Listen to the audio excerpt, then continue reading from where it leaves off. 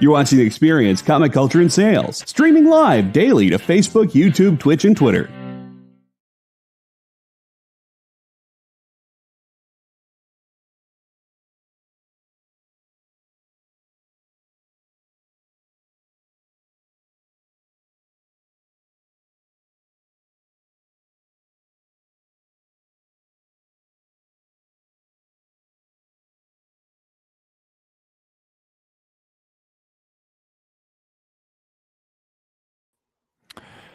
Good evening, everybody. This is Fat Jack's Comicrypt. I am Delilah, and I'm here to give you relationship advice and to talk you through these lonely, cold winter evenings that we're probably all experiencing at some point. All right, so here we go. I imagine most of you are going to figure out real quickly, I am here by myself. So I'm going to take that opportunity to try to experiment a little bit with the format of this show. So obviously I'm trying out a mic that I haven't. Yeah. Hey, Fred, how you doing, buddy? But I'm trying out a mic that I haven't done in a while. And, kind of keeping it tight here. I guess I'm going to talk a lot about some of the books, but anytime I might maybe walk away from the camera or walk away from the microphone to show off maybe some covers and closer images. Maybe I just won't talk as much, which might make some people very happy. So I'm just going to experiment here. I feel this wave of ennui and boredom kind of hanging on my shoulders right now. So I don't want to be boring towards anyone who might be watching, which right now looks like it's Fred and Kyle, which I greatly appreciate, fellas. It's always good because sometimes I won't deny it when I sit in this place by myself and I talk to a computer screen, even though I do see, some comments and stuff like that. There are times where I do feel like I'm kind of going crazy. Oh, hey, look. All right. So we got Zanin in the chat. Mr. Bishop is hanging out. All right, everybody. Hey, if you're just joining us, we're trying something a little different now because I am by myself. Jason, looks like Jason's going to be gone for the next couple of weeks. He has some family and social obligations, which, in all honesty, as he was apologizing to me in text the other night about not going to be showing up the next couple weeks, he was like, "Oh, I'm really sorry" and everything. And I was like, "No, dude, you made the better life choice." So with me by myself here, I'm gonna just try something a little different. And one of those big things is try to play around with the audio. At some point later in the show, I want to bring up Wordman, who's not going to be with us tonight. He sent a Fat Jack's version of what he is thankful for, because obviously Thanksgiving is coming up in a few days. And one of them was pretty funny. I think Kyle will get a kick out of it because it was all about I won't. You know what? I'll just keep it. I'll just tease it a little bit now. But Wordman, if you're listening to this or watching this after the fact, I really appreciate what you're thankful for, because it really cracked me up, and I hope the rest of you get a good laugh at it. John McClane is hanging out with us. Good stuff. Good stuff. Do you want me to try and find some music to play in the background?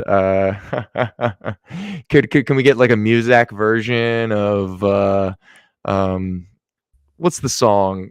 One is the loneliest number. There you go. One. No, I'm not gonna sing. No, but I can license some jams to play in the background if you want. That's funny. Let's not overcomplicate things. Right. Who knows? This could all blow up, and I'd be like, no. After the break, I'm gonna throw away this microphone and move the camera and get back to what I'm used to. All right. But that's not what anyone is here for. Everyone is most likely here to talk about and hopefully purchase some comic books. So if you've been following us on our Instagram at the FJC Paradox, we got a little mini collection in. And some of you saw some of the big keys from last week.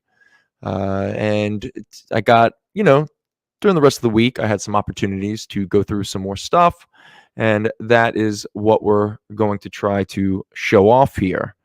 Okay, so bear with me here because everything's a little scrunched up. Let me just get in here. All right. So I'm just going to give an overview of what we're going to be doing tonight. All right. So we have now, again, not a complete run of these Swamp Things. So I want to mitigate expectations. But we do have a good run of Swamp Thing Volume 1 for anyone who's not familiar with that. Len Wein and Bernie Wrightson. They did, Len Wein wrote, I'm pretty sure he wrote the entire 20 some odd issue volume 1. Bernie Wrightson, he did the first 10 issues, and then he was replaced by, I believe, an Italian artist, last name Ronaldo. I regrettably cannot recall the first name, though I imagine Fred or Zanin or somebody might be able to recall better than me. But we have a few of the Bernie Wrightson issues. And then we get into the saga of the Swamp Thing, which is the second volume. I can't recall. Was Len Wein still writing it at the time? I'm not sure. But what saga of the Swamp Thing is most famous for, volume 2 of Swamp Thing is most famous for, was a young up-and-coming writer from Northampton, England, who's getting his big break in the States with issue number 20 of Saga of Swamp Thing. This young British writer, I don't know if many people know of him. He still kind of goes under the radar, but, some people might recall the name of, young Mr. Alan Moore, who took over the Swamp Thing book and, if we're being very honest, revitalized an era of the comic book art form. I'm not saying, for anybody who thinks that Alan Moore matured the comic book, medium and everything like that, is kind of dismissing a lot of interesting Nestor. Thank you, Nestor Redondo. So I wasn't even right about the last name. Thank you, Fred. I appreciate that, man. Again, without you guys in the chat, I would show my butt constantly of how little I actually know. But with the Alan Moore Swamp Thing, which, let's be honest, is one of the greatest runs, especially from I guess the 80s is now referred to as the Copper Age. But he's a stick in the mud these days, that is for sure. But that's it. It doesn't matter, because if we're being very honest with ourselves, he gave us some wonderful milestone landmark comic book work, which holds up to this day. I mean, you could put most early Alan Moore into anybody's hands and they'll fall for it. Obviously his Swamp Thing run, Watchmen, V for Vendetta, From Hell, even before Swamp Thing, Eclipse started publishing it, but it was originally Marvel Man before Marvel sued the British company at the time, which was Warrior. Was that the actual company, or was it just Miracle Man was originally published in how did you bring that microphone back from the dead?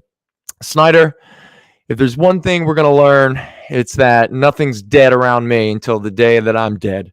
No, that's not a good joke. I thought I'd be a lot more clever with that.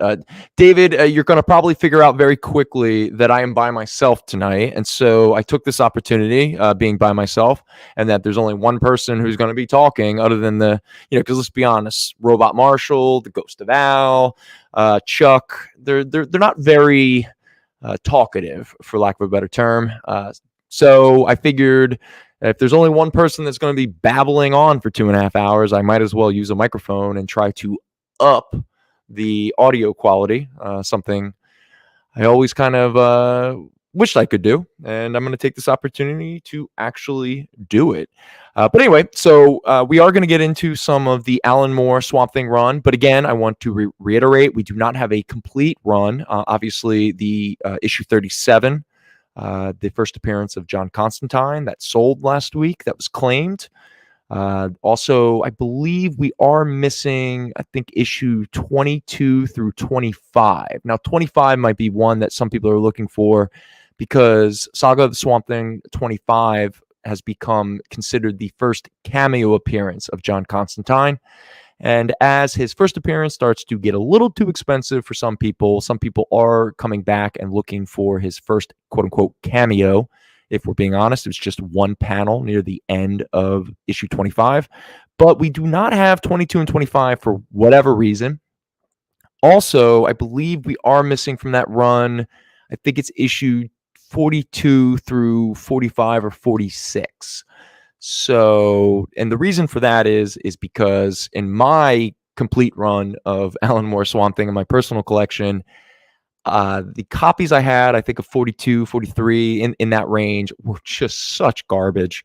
So I took this opportunity, took a little perk of being the one who actually gets my hands on these books first. And I took the opportunity to upgrade a couple issues, Marvel Snap. Just so we're clear, I've heard a lot about Marvel Snap recently. Is this a game? Greg of the infamous Greg Hole, he talked about it, but he kept trying to engage me in a conversation. It's a mobile game that's like if Magic the Gathering was Marvel characters. Okay, now is this a free mobile game, and then you can pay in the game, but it is until you're so addicted you have to pay for microtransactions. But what if you have a lot of self-control and you don't pay for microtransactions? It could be free. Okay, all right. if you have addictive personality disorder at all, okay, or have ever known a guy who sells white powder, you know that this is a slippery slope type game. Actually, that sounds clever. I might give it a try. A mobile game, Marvel. Now, does it use the same kind of game mechanics as Magic the Gathering? Yeah, so you have a deck that you build, and each character has powers. And then you place them at different locations. Like there's 3 locations. You're battling a guy, another person, and you place the cards, and each card has powers and abilities, and Okay, yeah, sounds cool. It's very much Magic the Gathering. If like the Hulk was super overpowered and in Magic the Gathering, right. It's like a mythic rare. You get mythic rare. If Onslaught was a planeswalker, there you go. This is what it would be. That's cool. Actually, that's a really great idea. Like Dark Phoenix, Thanos, certain, those Omega characters in and there's Marvel. Characters in here you don't hear about that often. Like one of my best cards is Blue Marvel. That's awesome. Right. I imagine it's a pretty good card though. Right. It is. And like you've got Swordmaster and these characters that noobs aren't going to know, right? Okay. Like, all right. Normies aren't going to know, but they're like a huge tee off for us. Okay. And if you can introduce somebody to a character like Blue Marvel or White Tiger or the inner workings of the Enchantress, well, that's super helpful. The inner workings, yeah. Find out about her sister and all that kind of stuff. Right. If somebody goes and buys an Enchantress comic because of this book, it's done, or because of this game, it's done its job. Okay, that's cool. I'm into it. All right. Okay, so so what else do we have on the plate tonight that we're gonna kind of get to?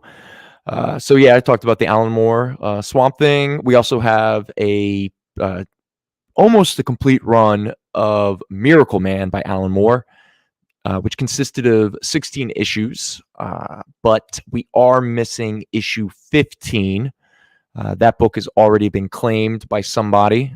For anyone who's not familiar with the Miracle Man series, issue 15 is probably the hardest one, not only to find, but it is definitely the most expensive. Issue 15 is the infamous Miracle Man versus Kid Miracle Man, which is probably one of the greatest John Totleben art of all time. It is also just brutal. The artwork and the catastrophe that 2 superpowered beings fighting in a heavily populated city is tragic. It's heartbreaking. Obviously, Alan Moore, who, let's be honest, he might have liked superheroes to a certain degree, but he always had a little bit of an air of being above it to a certain degree, and I think he always wanted to apply like kind of rub certain readers' noses into, like, you don't really want superheroes to exist in our world, because the amount of just catastrophic destruction and death, loss of life, all that kind of stuff would just be, I mean, we would try to murder them. We would do everything in our power to try to get rid of them because it's just too much.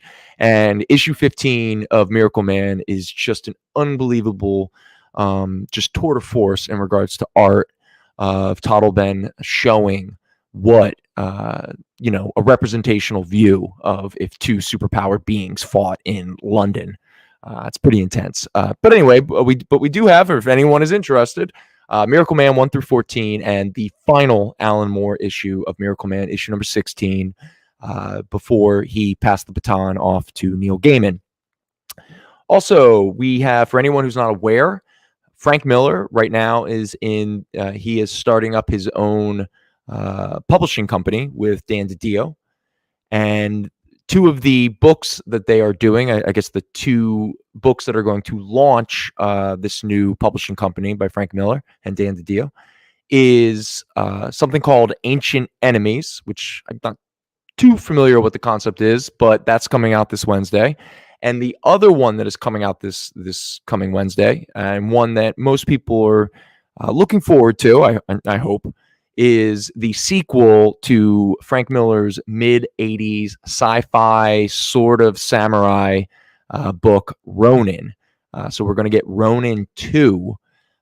Ronin 2 is written by Frank Miller, but he is not drawing it. Okay, just to give everyone a heads up. I'm pretty sure Philip Tan is the one who is drawing the sequel to Ronin. But we do have a complete Ronin run up here, 1 through 6, and we'll talk about that. We'll get there. Also, for anyone who's not aware, the experience, comic book shopping experience, which we are on right now, they have an exclusive interview with Frank Miller, which Kyle will obviously tap in a second and give us the real details. But I'm pretty sure it's tomorrow night, and I think Jen King is doing it. But Kyle, you take it away. Yeah, so tomorrow night at 5:00 here on The Experience, it's Frank Miller, Dan DiDio, both of the kind of up-and-comers that Dan is working with on his book Ancient Aliens that is debuting from Frank Miller Presents. Will be joining us from 5. So it's Dan and his two creative partners on Ancient Aliens from 5 to 5:30. Then Dan's hanging around, and at 5:30, Frank Miller and Philip Tan, who are doing Ronin, are joining us to talk about Ronin. Excellent. All right, cool. I'm looking forward to it. If anyone is interested, you could check out the comic book shopping experience, I believe, website or any of their social media. And I'm pretty sure they're promoting it pretty heavily because, let's be honest, that's a big get. I understand for some people, Frank Miller is quote unquote problematic, but is he really? I mean, 9/11 kind of broke the man a little bit. I don't think he's problematic, and his work is complex and it's challenging. And I got to be honest with you, I know a lot of people really dislike his art nowadays. I love it.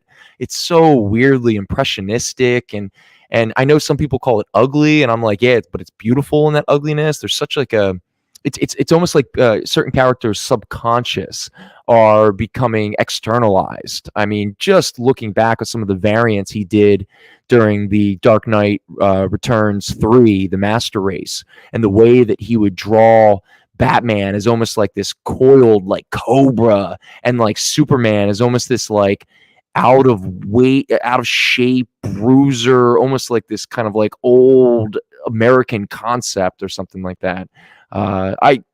Frank, if you're listening, and you're obviously not, I still love your work. The biggest way Frank is problematic is that he doesn't know how to use Zoom.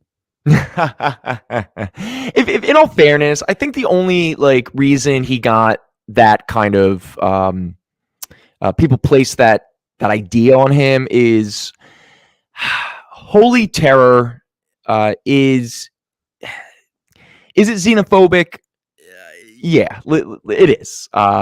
It's not his best narrative, but again, I go back to the fact that this is an older gentleman who literally experienced 9/11, and he, like many people, he wasn't handling it well. But he's an artist, and he tried to work through a lot of those issues and a lot of anger that he didn't know where to focus it.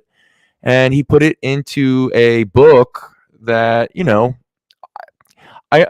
people who don't like that book or actually find it to be vile and this and that. I understand where you're coming from. But again, we always have to be careful in this kind of transitional society that we find ourselves in, that art is supposed to, at least from my perspective, art isn't entertainment. Art should challenge, and art should be a mirror sometimes to some of our prejudices and our fears and our hates and our loves and all that kind of stuff. And I'd much rather people create art than go out in the streets and hurt each other, or walk into a club and shoot people, or all the other terrible things that just seem to constantly happen in this country. I'd much rather people put a lot of that anger and that fear into art. So obviously that's, but you're not here to listen to me.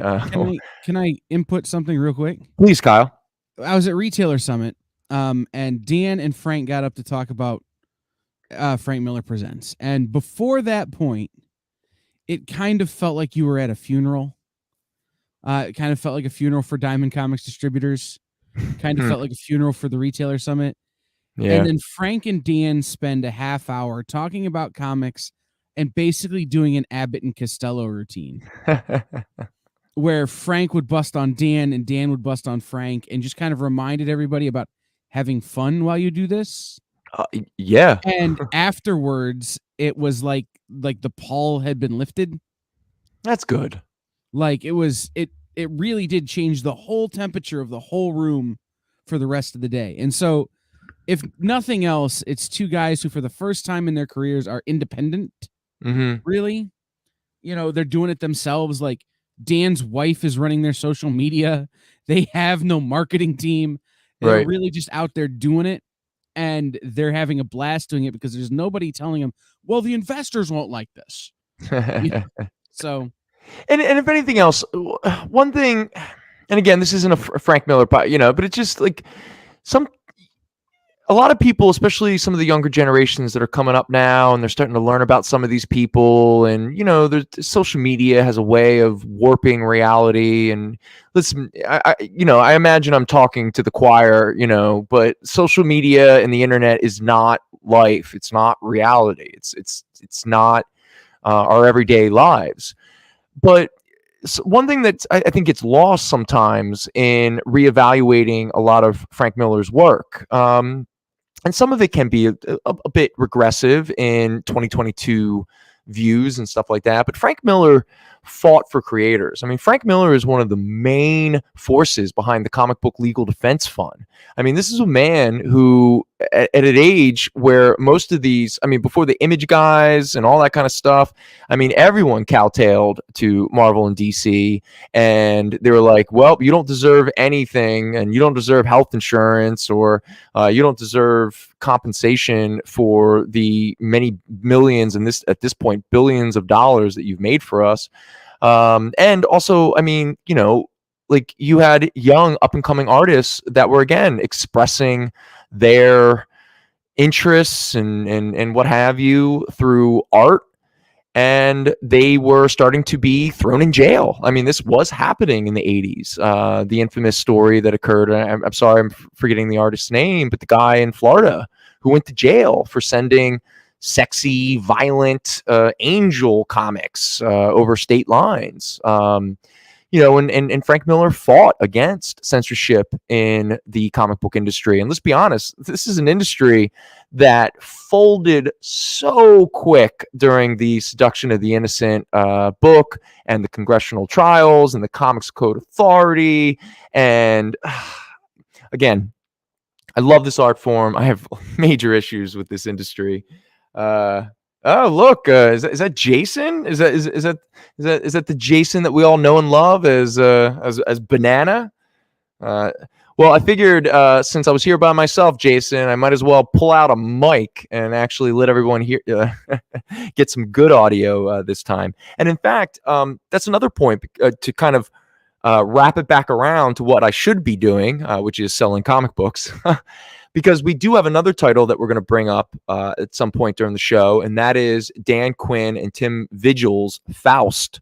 Now, let me just give everyone a heads up. Issue number 1 has already been claimed, so I apologize that is not available. But we do have issue 2 through 8, and it was a 13-issue series that lasted from 1989 to 1997.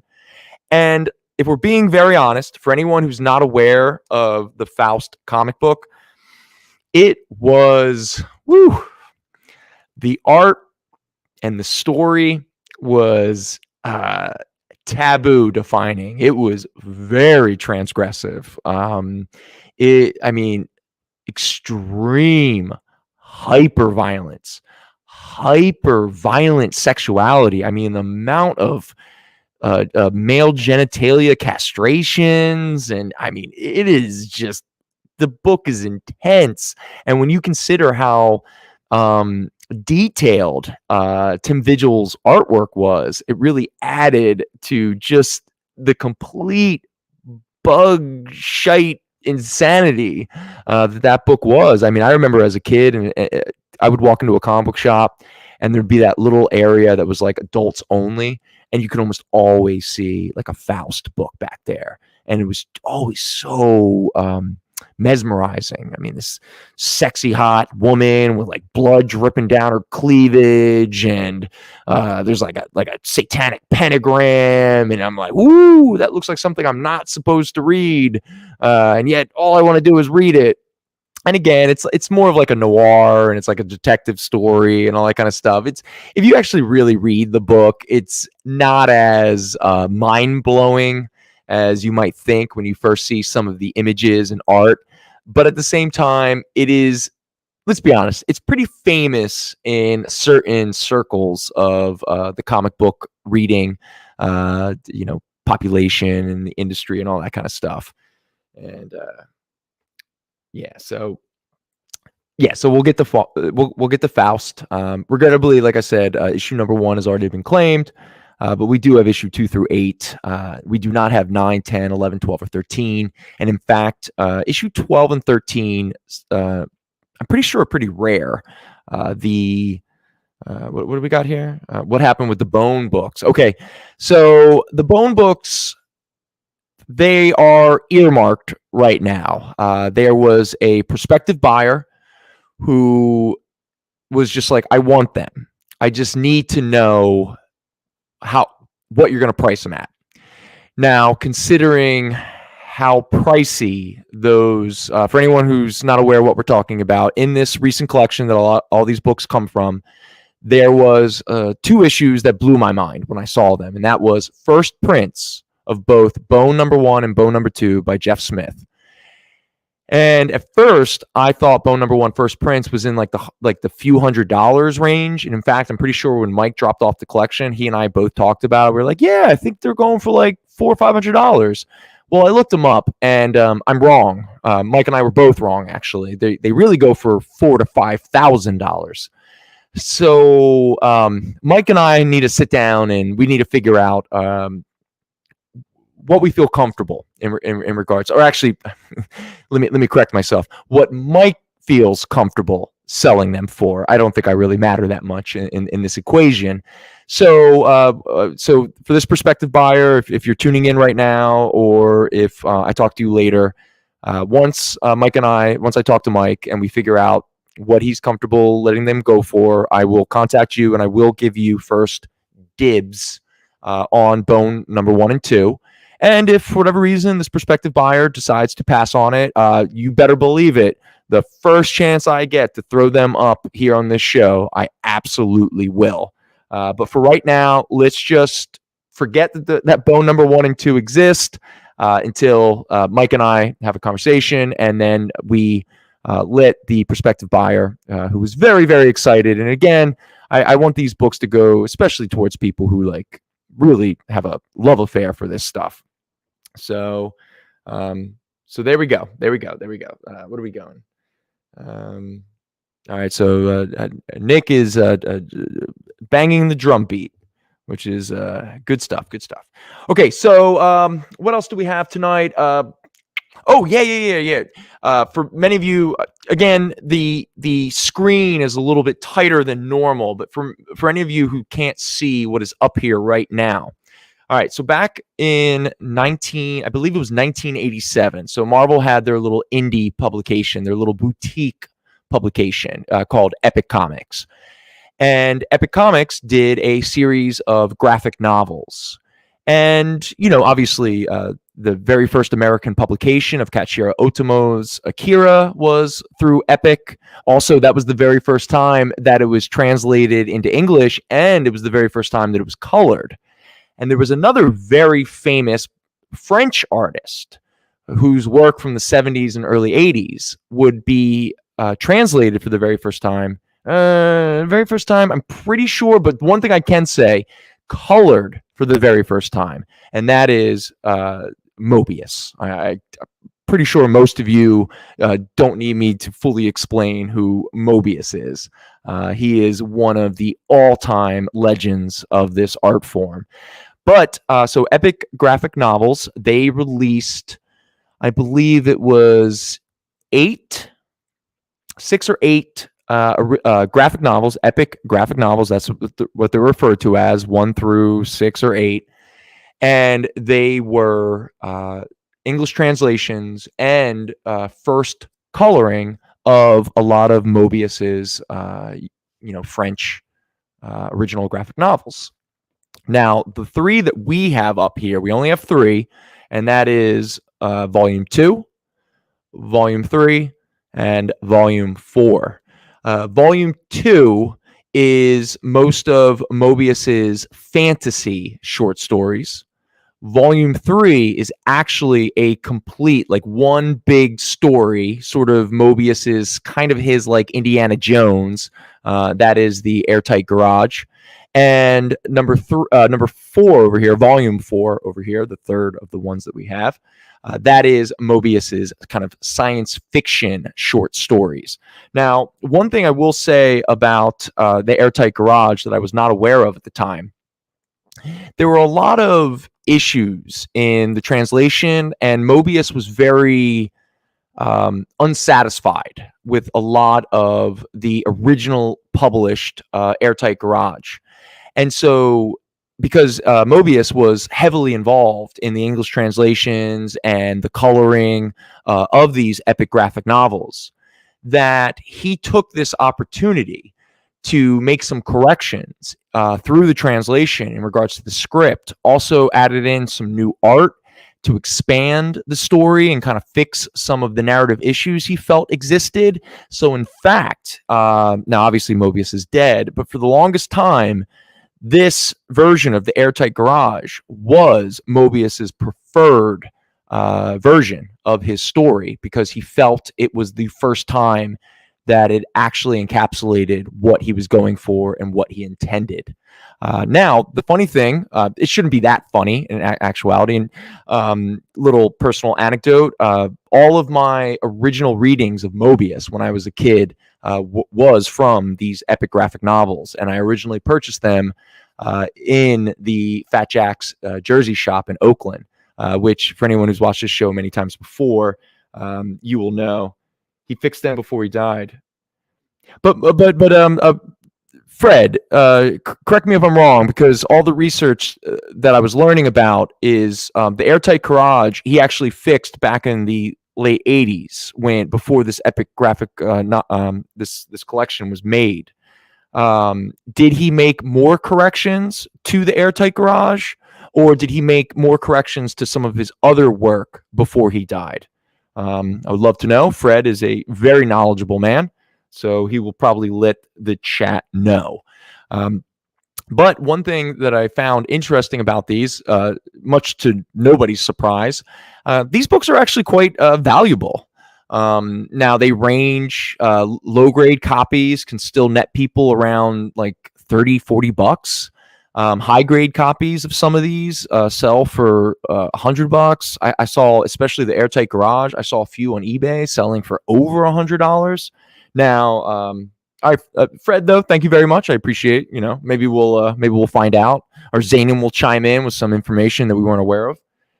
But um, Mike, being the great gentleman that he is, when I talked to him about these three volumes and what he was cool with in terms of pricing them up, because they are gorgeous. We are talking about high grade copies of Mobius Library, Volume 2, Volume 3, and Volume 4. And Mike was just like, hey, let's just be fair. Again, as we joke around, let's not be greedy. So, with that said, Volume 2 here, which is the fantasy, that is a high grade $40. Volume 4, excuse me, I'm behind everything, so I'm sort of that is also a high grade at $40. Now, the Airtight Garage Volume 3 here, that's actually a little bit bigger. There's much more pages and much more story than in these other two volumes. So this one actually, if you look them up, this one is the one that probably goes for the most money. But the only price difference between the other two is this one is $50. But again, all three of them, wonderful condition. The gentleman who had these books in his collection, he obviously took very good care of his books. And so, again, this is the Fantasy Mobius. Actually, I've been wrong this entire time. This is the problem with me being behind. This is Volume 2, the fantasy stuff. Obviously Volume 3, and then Volume 4 here is the science fiction. But here is fantasy.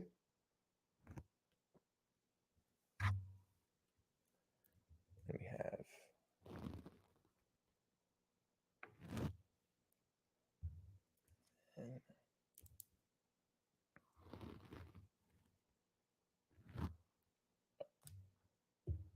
all right, so those are our three Mobius collections. So if anyone is interested, let me know. We'll talk more about them.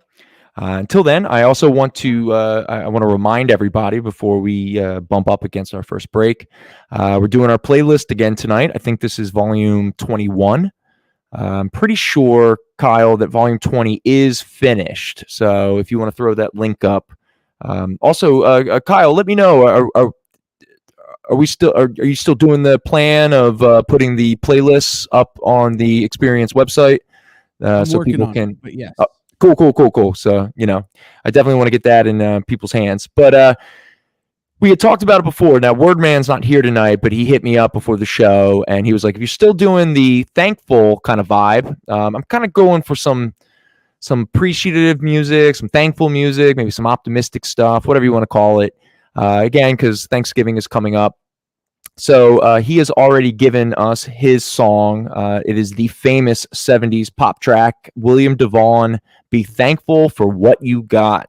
So, Gary, if you're watching this after the fact, I got it down. It's already in the list. But before Roland can get his grubby little hands on it and just dictate everything, I did throw in the cover of Be Thankful for What You Got, which came off of Massive Attack's very first album, their debut album. So, and then I put my song. My song is from the indie pop band Yacht, Psychic City, the Classics remix. So there we go. Oh, we're doing Alice's Restaurant. Isn't that like really, really long? Isn't 17 minutes. Woo! Okay. But do you know why it's a Thanksgiving song? Like why people associate it with Thanksgiving? You know what? I think I've forgotten over the years. Why?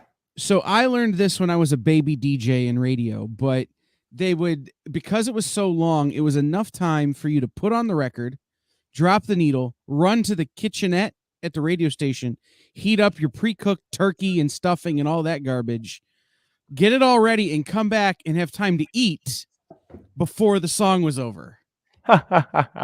And so it, in the way Frampton Comes Alive is the song that most children have been conceived to by radio people. Right. Most food has been consumed to Alice's Restaurant. Excellent.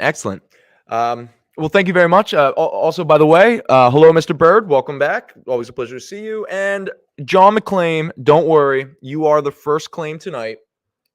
And I believe it was volume 3. Oh, yep, volume 3. The Airtight Garage. And I got to tell you, you were going to be very pleased. If you've never read this book before, the closest thing I can say is it's like Mobius's Indiana Jones. It's an adventure story, and it is spectacular. All right, so I got you, Mr. McClain. We're all good. Okay, so the Ronins. All right, so let's try to sell some books. So Mike doesn't feel like he completely wastes his time paying for me. All right, so we do have a complete set of Ronin 1 through 6. So issue number 1 and issue number 3. So all of these Ronins are very fine. Now, the very fine is primarily just because I don't know. I'm leaning more and more as we go through this. I'm leaning more and more into the Mike school of thought, which is be a lot more conservative with your grading. And so there are some people who might consider these Ronins to be a little bit more of a higher grade than I marked them at. But just so there's no issues or anything like that, I did mark them as a very fine, primarily because the pages in terms of like the white. It's starting to be a little bit more off-white, for lack of a better term. But issue number 1 and issue number 6, which is a little bit more scarcer than the rest of the series, they are $13. And then issue number 2, 3, 4, and 5 are all $9. But if you give me one moment, I'm gonna walk around away from the microphone for a second. I will show off all of the covers, and then we can decide if anyone's interested or not. So here we go.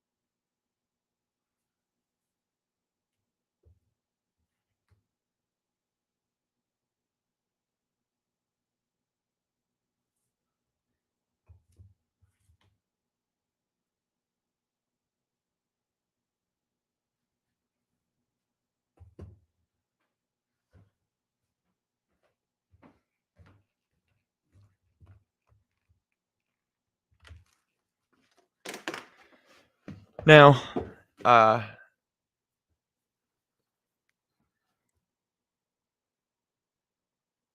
right. So I missed Fred's comment earlier, but I couldn't agree more that Ronin.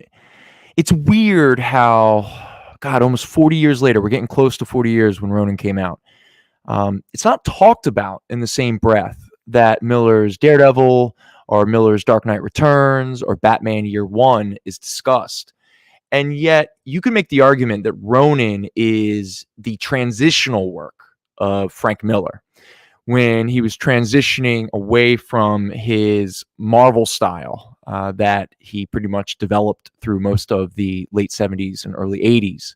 Obviously with, little work here and there before he obviously had his just spectacular run on Daredevil. But you were beginning to see Frank Miller transitioning into the art style that would become quite famous during Dark Knight Returns and then would keep going like even further into Chiaroscuro with his Sin City run.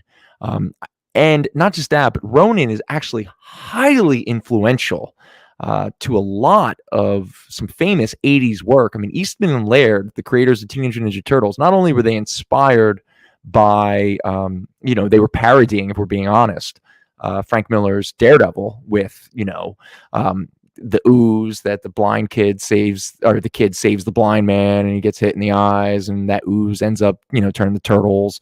And then obviously the foot parody of the Hand and, all that kind of stuff. Stick, and then you have Splinter. I mean, all that fun stuff. But Eastman and Laird have said many, many, many times during the publication of Teenage Mutant Ninja Turtles, as they moved forward into the series throughout the 80s, that they were even more inspired by Frank Miller's Ronin. And again, Frank Miller's Ronin, obviously heavily inspired by Lone Wolf and Cub, the very famous Japanese manga. But it was a wonderful amalgamation of samurai, like Frank Miller's love of the samurai and Lone Wolf and Cub. Obviously, we saw that a lot in his Daredevil run, and his mixture, mixing with his interest and the 80s interest in sci-fi and AI and authoritarian societies and this homogenized culture and all that kind of stuff. And in fact, like a certain artists like Care Andrews is pretty, like Ronin was highly influential, and yet it's rarely ever talked about anymore for whatever reason. For me personally, one of my favorite, I'm a big fan, obviously, of Frank Miller's 80s work and his 90s work and all that kind of stuff. And Ronin was always a big deal for me as a kid and stuff like that. And I cannot recommend it enough. And again, as many of you probably already know, or if you didn't, listen to the beginning of the show, Ronin, the sequel, written by Frank Miller, illustrated by Philip Tan, is coming out this Wednesday. The first issue is coming out this Wednesday. With that said, I guess,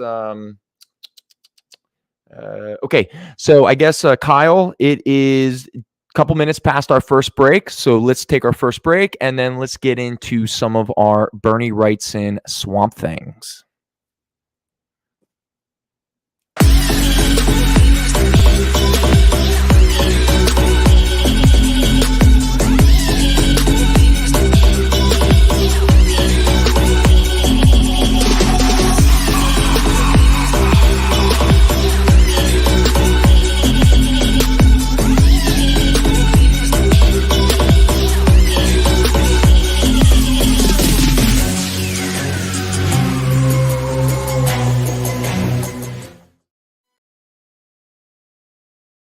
Imagine being at a convention and going to an interview panel that's just for you.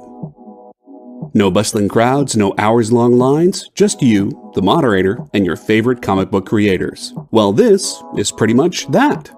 Miss Jen sits down every week with 2 comic book creators for a live stream interview about their latest work, and you can ask them whatever you want. It's Talking Shop, Mondays at 5 Eastern on The Experience, Comic Culture and Sales.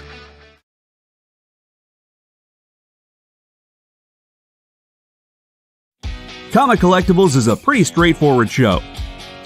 You got Rex here, he sells the comics, and you got Rockin' Robbie, he knows about the comics. And finally, John, well, no one really knows what John does. I mean, don't get me wrong, he's a great guy, but he just keeps showing up. Come to think of it, I don't even really know how he gets in here. Anyway, awesome comics, rare books, rarer signatures, slabbed books, and amazing cover sketches by Ken Hazer and others. Simple formula, you want the comics, you buy the comics. To sum up, Rex sells the comics, Robbie knows the comics, and John, who might possibly be a ghost. I mean, seriously, has anyone ever seen him show up or leave? Comic Collectibles with Rex and John, Mondays from 6 to 8 Eastern on The Experience, Comic Culture and Sales.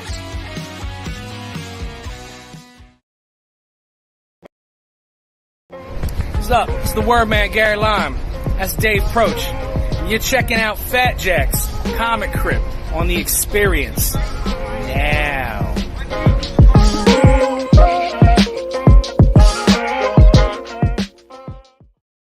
I love that bumper. All right, real quick, I made a big error, so I need to apologize and fix it as quick as possible. It was not Mr. McClaim. I guess I'm so used to him making epic claims. It was a gentleman by the name of I Am So who claimed the Mobius Volume 3, the Airtight Garage. Obviously, No? John McClane claimed Mobius Volume 3. Oh, okay, so I did read that right. Yes, and then I Am So has claimed the Mobius 2. Oh, Mobius 2. We're beginning to run into the issue with me doing this all by myself. That's why I got you. Thank you, Kyle. I appreciate it. Okay, so I Am So is claiming the volume 2, which is the fantasy one, correct? Yes. Okay, all right. So Mr. So, no. I noticed something about shipping. Yes, we absolutely ship. I saw Kyle already put our email. We're gonna have to get your contact and your shipping information through our email, which is fjccshow@gmail.com. Yeah, so just let us know, hit us up. And then Can't Escape Banana being a wacko. He's going to claim all the Ronins except for one. Except for one? I think he's doing it just to troll me because I want them all if nobody else claims them. All right, Banana. They're yours, bud. They're yours, bud. And then just to make it easy, I'll take number 1. Are you going to take number 1? All right, cool beans. Here, let me just let me take care of this stuff real quick. And then we'll move on. All right.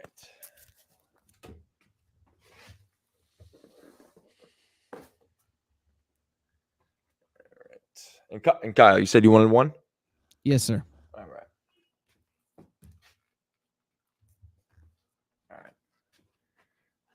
All right, there we go.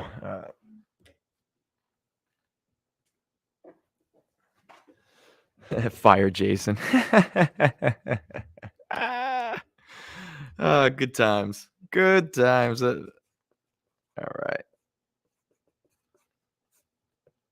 All right, just make sure I got everything. Got everything here. All right, cool. Hey, Joe, how you doing? Joel coming in. Kind of reminds me of my boy Embiid. All right. So did I miss anything else? I think I got everything else. All right. So Jason claimed Ronin 2 through 6. John McClain claimed Mobius Volume 3. I Am So claimed Mobius Volume 2. And Kyle claimed Ronin number 1. All right. So, oh yeah, hey Kyle, look at that, Mr. McClain coming through, saying, look at, again, guys, we're a community here. Everyone's just looking out for each other, trying to help each other out. That's actually really, really sweet. Because sometimes I get, as many of you have probably seen, I get a little pessimistic and sad about humanity. But that's not what you're here for, so I'm not going to bore you with that. What I am going to bore you with is I am going to be that guy who kind of makes a correction. All right. So I found out that most of social media believes, if you were to look up in hashtags or things of that nature, most people believe that Bernie Wrightson, he spells his first name Bernie with an I-E. That is not the case, actually. Maybe later in his life, he brought the E back.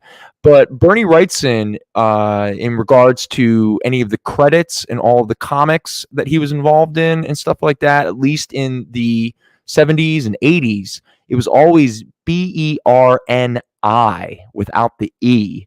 Maybe later they added the E, but just for anyone who's just curious about that, because at one point I was posting about his Swamp Thing and I went to do a hashtag and I did, Bernie without the E, Wrightson, and there were only 1,000 posts. And I was like, what the heck? What? Bernie Wrightson? In a hashtag only has over 1,000 posts. And I went, you know what? Hold on a second. And I went back and I wrote out Bernie with the IE, and it was 60,000 posts. I was like, oh, okay, all right. Now, again, I'm not scolding anybody. I'm just letting everybody know, if you're searching for Bernie Wrightson stuff and everything like that, sometimes I think his name falls under 2 spellings. The I without the E, and then the IE. So let's just... So we'll have some, just a little knowledge for that. Before we move on, Zanin, I hope you're listening right now, and I hope obviously I know Kyle is, and I hope Jason is, because both of these gentlemen were named. But before we move forward, I do, because Wordman is not here, but he was nice enough to send us what he refers to as Wordman's Thankful Fat Jacks Show List. And I did want to read this because for any of you who have watched us for a while, you will get a lot of these jokes. But for me personally, it really made my night when I read these. Sometimes, I don't know. Sometimes I wonder about purpose, and I wonder why we do things, and why do I do this other than to sell comics and stuff like that. But anyone can tune into anything and buy comics and stuff like that. And every now and again, I forget that one of the best things about what we do here every Sunday night is we get to know each other, and we get to remember that we're not alone, and that there are like-minded people out there who are happy and grateful and thankful that you exist and that we exist. So I wanted to quickly read Wordman's Thankful Fat Jack Show List, and then we will try to, or I will try to sell some Swamp Things. So here we go, real quick. First one, I'm thankful for this show airing on Sunday evenings, the only time of the week I'm 90% certain to be home. All right. Zanin, this one's for you, buddy. I'm thankful Zanin is in the chat, and that his nickname, Lord Zanin, makes him sound like a Flash Gordon villain. This is a funny one. I don't know if it's funny because, anyway, I'm thankful for Brendan's Invisible Rogues Gallery. Robot Marshall, the Ghost of Al, Roland Vale, the Greg Hole, etc. I'm thankful for $9 shipping. So I am just to let you know, we start at $9 shipping. Just, heads up. I'm thankful for newsstands. In quotations. Sorry, Jason. This one's for you, Kyle. This is a good one. I am thankful for producer Kyle's booming voice of God during the show, for he sits much closer to his mic than Brendan does his, because Brendan didn't have really a mic. I'm thankful for claim bombs, key rings, and story bundles. I'm thankful for someone who is out there enabling my love of Charlton, Ditko, and Cardiac. And this one cracked me up. And I imagine a lot of you will probably agree with Gary. I'm thankful for the 20-minute break I get every show when Brendan decides to tell us about Grant Morrison for the first time. And I'm thankful to have something to do Sunday evenings. If it wasn't for this show, I might be productive and get some writing done. We wouldn't want that to happen. Gary, thank you so much. I really appreciate you taking the time to write up something like that. That really made my day. I appreciate it. Yeah, and Zanin, you've heard me say this many times before. Out of all of the infinite possibilities and choices that we could make at any given point in this life, this is where we find ourselves right now at this moment. And in a way, you could argue it was meant to be. All right, Zanin, look at that. Everyone being so nice to each other. I love you guys. Okay. All right. Again, don't forget, give us some song suggestions if you're feeling in the mood. If not, don't worry. Because once I hand him off to Roland, he'll do it for us. And, who knows what kind of music he's going to put on. That's for sure. All right. So next up, we are now going to talk about, or at least try to sell, some Swamp Things. All right, so the ones that are up there right now, it is not the Saga of the Swamp Things because there wasn't enough room. But what we have is Swamp Thing Volume 1, which was the Len Wein, Bernie Wrightson era, which, again, later went on to, oh my God, I'm already flaking on his name, Redondo. Oh, Fred, I feel so bad. I've already forgotten. Nestor Redondo. Thank you, Kyle. I appreciate that. Again, Kyle, when I read Gary think Kyle, the voice of God, because he talks into his mic, and I stand about 30 feet away from my mic. Not anymore now. Now I'm like literally filleting my mic. All right, so back in House of Secrets, issue 92. Jason, if you're watching right now, you should turn this off right now, because at one point on this show, a very infamous moment, a moment that when Al leaves us, or when Al leaves me, I'll always remember this moment of when Al and I tried to do an auction on this show, and we did House of Secrets 92, and we thought the $700 that we got was like awesome. We were like, oh wow, that's so great. Later to find out that the copy of House of Secrets 92, the first appearance of Swamp Thing, was probably closer to valued about $2,500 to $3,000. It was one of those great moments where we began the realization that we, and especially me, might not be good at this. But anyway, yeah, it's always makes me chuckle when I think about it. But anyway, so Bernie Wrightson was part of the Len Wein and Bernie Wrightson creating Swamp Thing, and then they moved on to do a Swamp Thing comic book. Now, Bernie Wrightson did the first 10 issues of Swamp Thing Volume 1. The series would go on for at least double that. I think it would make it up to issue number 24 before it was canceled. And then many years later, they started up Volume 2, which was called Saga of the Swamp Thing.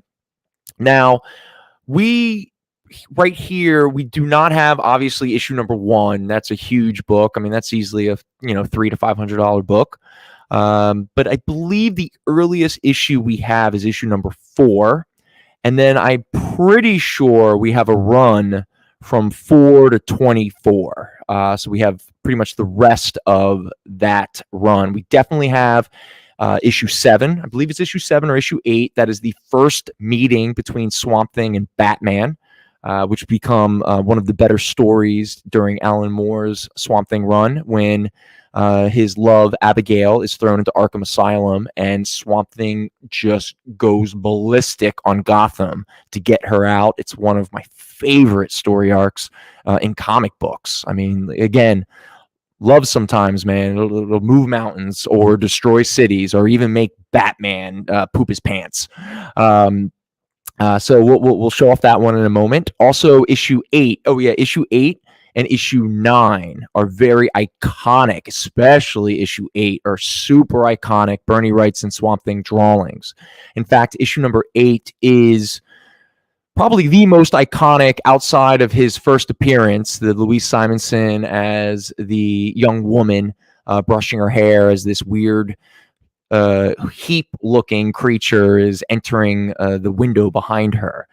Probably the most iconic Swamp Thing image is Bernie Wrightson's Swamp Thing cover for issue number 8. That is the image that you will see on most collections, especially any collection that is a Bernie Wrightson retrospective of his DC work, or definitely any collection that collects this era, this Bronze Age era of Swamp Thing. So most of them. This is going to be the tough part of me walking away from the microphone. Let's see how many, because the prices. All right, bear with me here. I'm going to grab all 5, and then I'm going to walk back here. 1 second.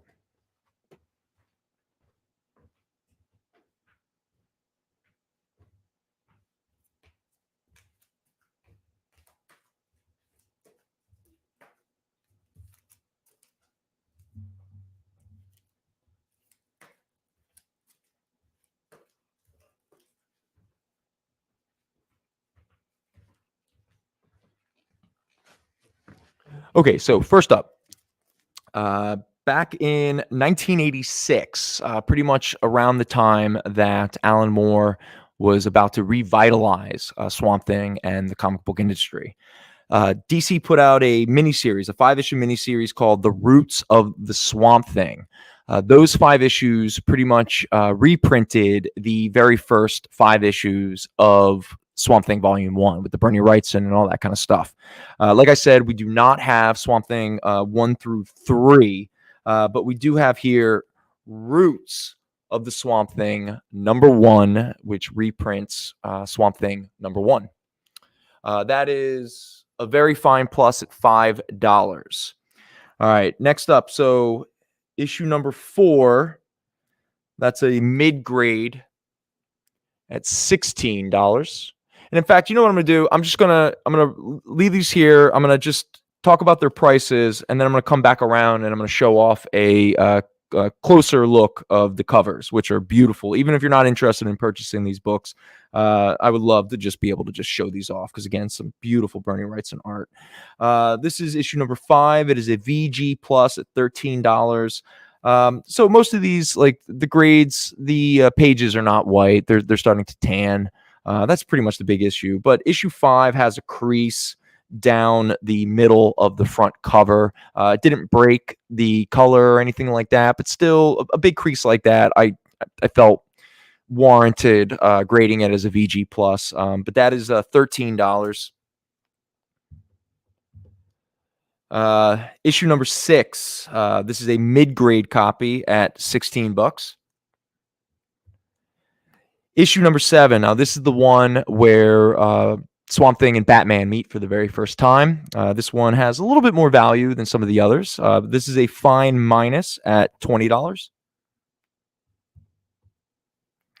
And then we have issue number 8, another fine minus at $13. And then I have the aforementioned, okay, so it was issue number 9. So I was wrong. I kept saying 8 over and over again. It's issue number 9. That is the super iconic Bernie Wrightson Swamp Thing cover.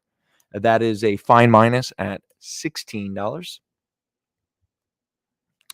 And then we have issue number 10, the final Bernie Wrightson Swamp Thing, and another iconic cover of him fighting his main arch nemesis. And I'm totally flaking on his name. Anton Arcane. There you go. I figured it out. Fine minus $14. And then we get into the beginning of the Ronaldo. Oh, God, again, I don't even know if I said that right. Anyway, it doesn't matter. Bernie Wrightson has left the book, and now we are moving on to the next group of artists. And again, a really fun era of Swamp Thing. It's very fantastical and weird. And again, this artist was a great aesthetic to take over after Wrightson, a beautiful, beautiful European style to horror and fantasy. Issue number 11 is a fine minus at $8, and issue number 12 is also a fine minus at $8. And let me quickly just show off the covers real fast.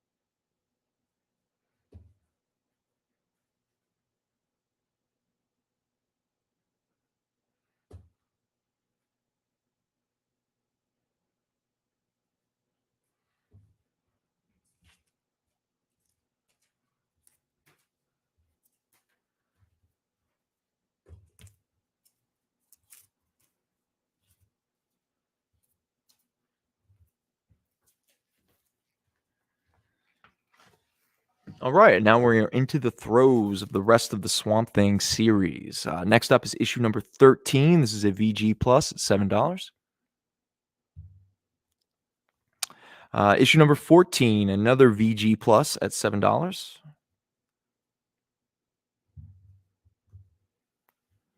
Number 16, VG plus, $7.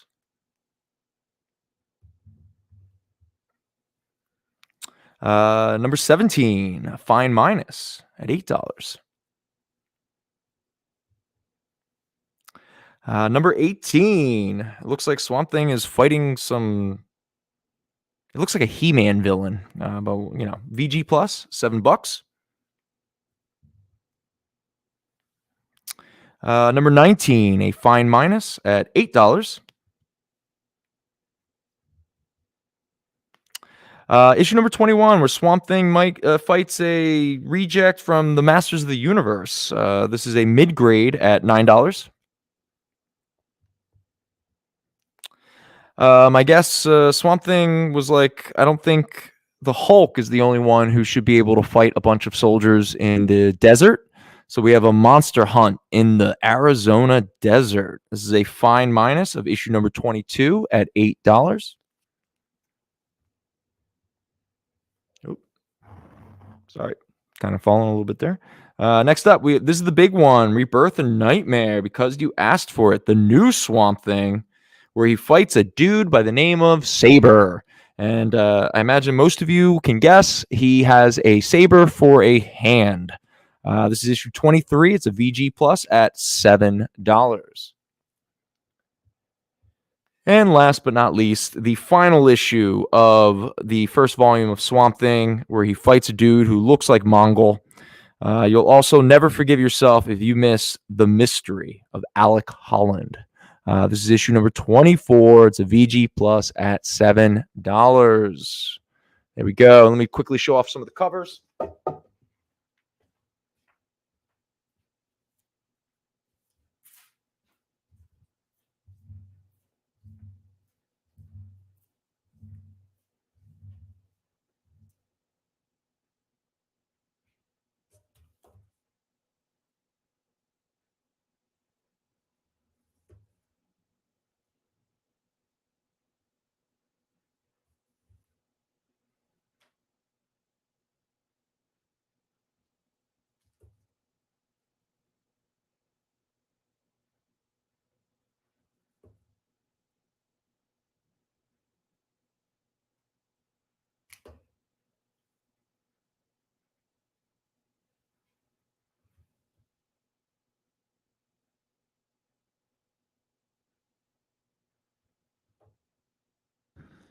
Mr. Lamonsoff is going to take the number 24. Oh, Mr. Lamonsoff. Hey, Dave. How you doing, buddy? All right, so what's up, Dave? How you doing, Mr. Lamonsoff? All right, you're going to get your Swamp Thing number 24. That is a VG plus at $7. So, let me just mark you down so I don't forget.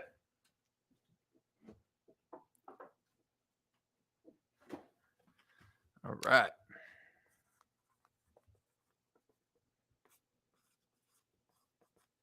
Cool. I got you, Dave. Thanks, man. All right. So next up, are we nearing Kyle? Break 5:45. Is that right? Is that right? Correct. All right. I guess you want to do that now, and then while we do that, I'm going to pull out all of the Alan Moore Swamp Things. So we'll sounds like a plan. All right. Cool.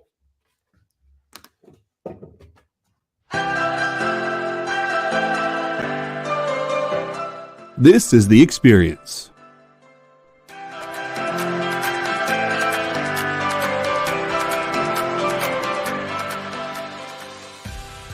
Good afternoon, everybody.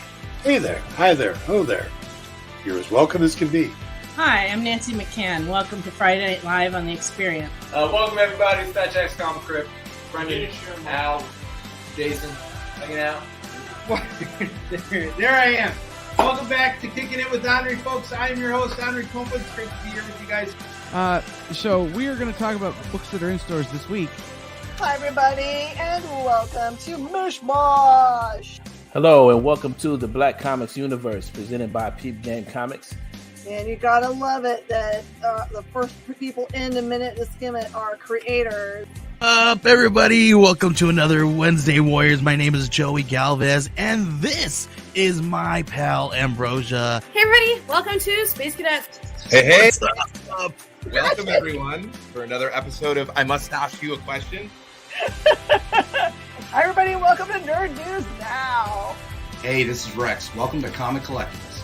Hey, hello, all you happy people. Welcome to the Dan Wickline Show. Hi, everybody, and welcome. is the crazy show that we do on Thursdays called What's in the Box? What's in the box? Comic culture and sales.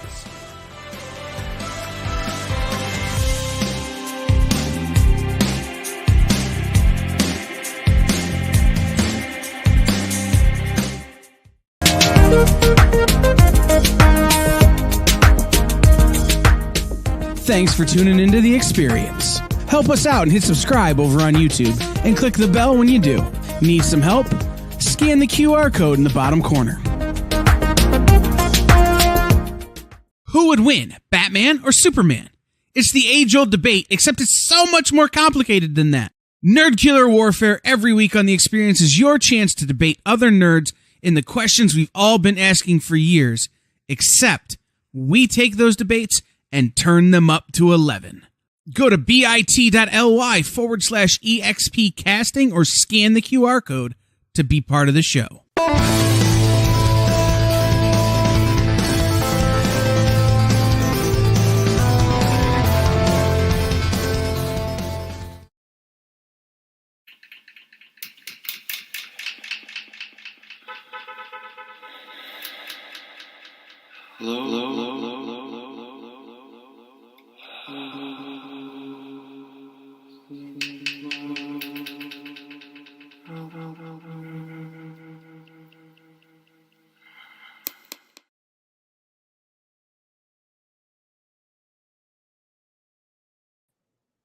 Welcome back. Thank you, as always, for joining us. Thank you for hanging out. I guess let me not belabor the point too much. Let us move on to the saga of the Swamp Thing, the volume 2 of the Swamp Thing series. I believe started in like the mid 80s and obviously ran for about 19 issues until issue number 20, which is the first Alan Moore issue, where he pretty much killed off Swamp Thing, which allowed him, and in fact, there was a long time. It was so weird when you think about it, because, okay, so with issue number 20, Alan Moore came on and he tied off a couple loose ends of previous plots from the first 19 issues, and he took the opportunity to kill off Swamp Thing so he could write one of the best single issues of a comic book ever. Issue number 21, Anatomy Lesson. Now, the reason why that is because now this is par for the course nowadays, reinventing, kind of taking a different approach to certain characters and maybe a different angle of their origin and what have you. But up until issue number 21, the basic concept of Swamp Thing is Alec Holland was a scientist who I can't remember. He didn't want to give his work to criminals or something, or they just came to steal it. Whatever the case may be, in the act of trying to beat him up, steal his stuff, whatever, it caused an explosion. He caught on fire. He jumped into the swamp, and the chemicals mixed together with the swamp, and it turned Alec Holland into Swamp Thing. And then along comes Alan Moore. Now, again, he had already sort of reinterpreted the origin of Marvel Man / Miracle Man, which was pretty much just a Captain Marvel / Shazam ripoff. It's just a dude, he says a magic word, he turns into a superhero, and he goes and he fights very bland, boring stories. He, gets a family, has all say whatever. Well, Alan Moore was just like, hey, man, it's 1980, and the 70s sucked, and life in England sucks, and life in America sucks, and, we're being a little bit more cynical, and we're kind of, some comic fans are looking for a little bit more representationalism, or a little bit more, for lack of a better term, maturity in their comics. And so his interpretation of Miracle Man was, in fact, his origin was a lie. And that was not what happened. He wasn't like some, he didn't get some magic word from some, wizard or something like that. And in fact, they were an experiment, and they were kept in sort of suspended animation. And all of Miracle Man and the Miracle Man families, all of their adventures were built-in memories. In fact, their only real adventure was the adventure where they were woken up and they were sent to go fight a floating fortress or something, and it blew up and supposedly killed them all. And so Mickey Moran, the human host of Miracle Man, grew up to be a pudgy, middle-aged, depressed union worker in England and on the dole and whatever the case, and blah, blah, blah. And then he finds out, he actually is a magical superhero. So Alan Moore took that reinterpretation concept and he applied that to Swamp Thing. And so what Alan Moore proposed in the anatomy lesson was that Alec Holland died. He did not get morphed into a creature or what have you. What actually happened was, as he was dying, and again, there's a lot of mysticism to, like, the green, or in Marvel with Man-Thing, the nexus of realities, a lot of this, esoteric, mystical, magical concepts. And Alan Moore supposes that Alec Holland died, but the swamp kind of absorbed his consciousness and it gave birth to Swamp Thing. And it allowed the Alec Holland consciousness to convince itself that it was Alec Holland. It wasn't until the anatomy lesson, and then pretty much the rest of Alan Moore's run, that the Swamp Thing has to recognize and realize it is not Alec Holland. That is an illusion of memory. And again, if anyone knows anything about memory, it is very suspect. So, hey Sam, how you doing there, man? Something a series or a multi-series. All right, Sam, how about this? I'm going to finish my quick thought about the anatomy lesson, and then I will, before I get into the Alan Moore Swamp Thing, I will talk about the these two books up here, because I don't know how much time you have or not. But anyway, long story short, the rest of the Alan Moore run would be about consciousness and the relative nature of reality, and be careful about who you think you are, who you believe yourself to be, all that kind of stuff. So again, it was fascinating. It was again, you can argue it wasn't the most original idea, that Alan Moore was pulling this from some other works and stuff like that. But when it came to the comic book medium, it was revolutionary. And again, for young little Brendan, it blew my mind. I'd never read anything like it before, and this is before Grant Morrison and his Animal Man and all that kind of stuff. And I mean, it just tripped me out, man. Like, years before I would obviously maybe go down some routes that writers like Alan Moore and Grant Morrison and stuff have been down before me. But we will get to that in one moment. But right now, let us really quickly talk about these EC Classic reprints up here. All right, so the first one is, all right. So that's EC Classics number 2. Okay, so back in the mid 80s, the EC comics were out of print for many years, and so these were, I believe, Zainin, Mr. Lamazov, Fred, if you're still out there, you can correct me if I'm wrong. I don't know how many EC reprints were done prior to this EC Classics series that they did in the mid 80s. And what they would just be like EC Classics number 1, and that would be like the horror book or whatever. And then number 2 here, which was the Weird Science. So you would get a couple issues of Weird Science collected in this oversized EC Classics collection. Now, most of these, even the EC reprints, have a bit of value. I actually thought that these were going to have a little bit more value, but it looks like the real value of the reprints are all of those really nice slipcase hardcover editions of the original ECs. Those seem to just take out a loan if you. I mean, forget buying. I mean, the original EC Comics. I mean, woo! Talk about some valuable books, and even some of these really sweet slipcase hardcover ECs are quite valuable. But these actually turned out to be a lot more affordable than I thought. Now, like I said, this is the Weird Science one. This is a high grade. Is it high grade? But I'm pretty sure it's only $10. Oh, it's a very fine plus at $10. Incredible science fiction stories.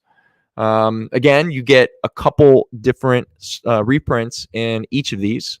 So that's the Weird Science one. That's a very fine plus at Thank you, Zanin. That's what I thought. I was almost positive in the 70s there was some kind of a reprint. Zanin, do you recall who was the publisher that did those reprints? Because I'm pretty sure EC Comics never actually did any of their own reprints because they didn't exist anymore.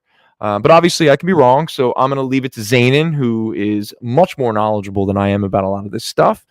So anything he has to say, I will believe without question, which might be dangerous, but who knows? Next up, we have... All right, so this is EC Classics number 5, and this one also is a very fine plus at $10, and this is the Weird Fantasy. So there we go. So we have Weird Science, very fine plus, $10, and Weird Fantasy, very fine plus, $10. All right, so there we go. Those are our two little EC reprints, and that's all we had. So if you're looking for others in this series, I apologize. I am not hiding them from you. I literally don't have them. Okay. All right. So with that said, I guess if anyone's interested, obviously let me know in the chat. If not, I will move on to some of these Saga of the Swamp Thing. So again, we have a pretty decent run of the Saga of Swamp Thing before we get to the Alan Moore stuff. Now, I believe most of the saga, except for issue 1 has a little bit of value. Most of these are like $4 to $5, and they're all kind of in that mid-grade to very fine range. Russ Cochran did... Okay, so Russ Cochran, was he a... he was like a private? Like, did he have his own, like company? Or was he just like a... He's like, hey, I'm Russ Cochran, and I'm going to reprint EC Comics from my personal collection, and no one can stop me because Frederick Worthams is a butthead. Yeah, real quick. Zanin, man, it's a better story to tell in person. But Zanin, on this past Friday, he told me this great story about back in, I believe it was the 90s. Frederick Wortham was doing a book a few years before he passed away. And it was sort of a follow-up, I think, to Seduction of the Innocent or something like that, many decades later. And he was invited to New York Comic Con. And he thought he was being invited to the New York Comic Con to promote his new book. But instead, he quickly found out that he was being ambushed by a very hostile crowd that was very upset by his role in what he did to the comic book industry, or what he allowed to be done by giving credence and giving precedent to some really, really regressive industry standards and censorship, if we're being very honest, and pretty much the death of EC Comics, which was just kicking everybody's butt back in the 50s. And so it was Phil Soulings, NYCC. Oh, it was in the 70s. Okay, thank you, Zanin. Thank you. In 1974. And obviously, when Frederick Wortham, as Zanin told me the story, Frederick Wortham goes up to his panel, and he's there expecting everyone to talk about his new book. And instead, he just gets attacked.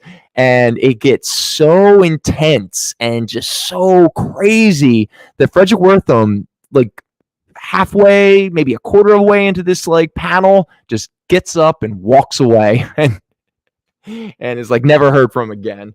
But F you, Wortham. Like, you jerk.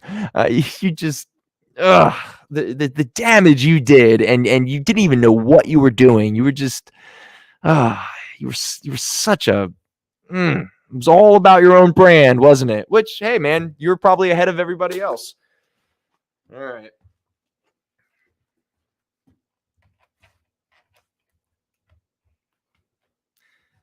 Had to put my little all right, man. This is all like in my way. All right. Anyway, let me show off a few of these Saga of the Swamp things before we get to the Alan Moore stuff, and then I'll sit back down for a moment and I'll talk about it.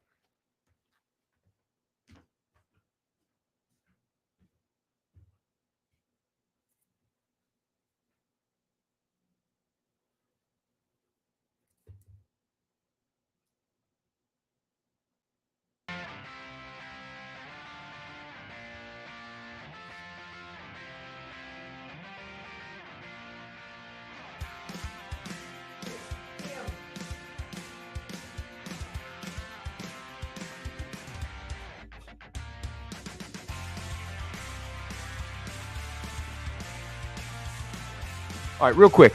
Eric, I know you're not watching, but we have a clock over by the desk that for some reason now at 6 o'clock, the alarm goes off and no one can figure out how to turn this damn alarm off. So sorry, I apologize. That's why I had to stop and walk away and turn an alarm off that I don't understand why it's even set or who set it. Solution. Take the clock, throw it against a wall. Yo, if Eric wouldn't get so upset, I probably would have.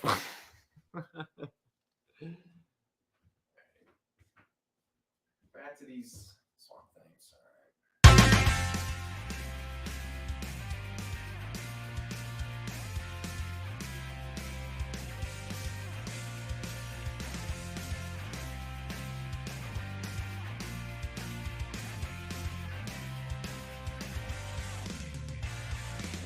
Okay, all right.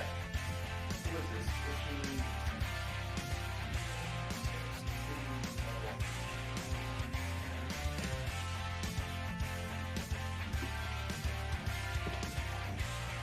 All right, so real quick, I was absolutely wrong. We do not have a complete run of the first 19 issues. In fact, we have issue 1, issue 2, issue 6, and I think issue 16, 17, and maybe 19. Annual number 1 actually is probably one of the more interesting ones. Is that this one right here? Is that? Yeah. Okay, so why did they bring back Swamp Thing? Guess what? No surprise here. Wes Craven made a movie. That's it. In fact, if you don't believe me, issue number 2. Yeah, issue number 2 here is a photo from the movie. That is a terrible Swamp Thing costume, but hey, what are you gonna do? But the first annual of Saga of the Swamp Thing is John. It is a battery powered thing, and I don't know. I don't get it. Like, why do we have an alarm that's suddenly now? And it's only been happening since daylight savings or daylight whatever the hell. Anyway, so annual number 1 of Saga of the Swamp Thing is actually an adaptation of the film of the Wes Craven film of Swamp Thing. It also has some early Mark Teixeira artwork in it. His style does not look like anything his style would later become. But yeah, so annual number 1 was actually an adaptation of the Wes Craven Swamp Thing movie. Issue number 1 is the one with the real value. Let's take a look at that one. Yeah, this one is it's a fine plus at $12. The other ones are all, in that like high mid-grade, low, very fine kind of place, and they are all somewhere between $4 and $5. Yeah. The original Swamp Thing movie, if you saw it when you were a kid, was actually pretty. It was pretty weird, and if anything else, for a certain generation of young men, it had the beautiful Adrienne Barbeau. So that's something that always stands out from again, a certain generation of young boys, let's say. Yeah, David, you are correct. Most movies do mess you up when you're 5, like when I saw Shining. All right. I have not figured out this setup properly. This is actually really quite annoying. I really like having this microphone, but I really hate this this process. God damn it.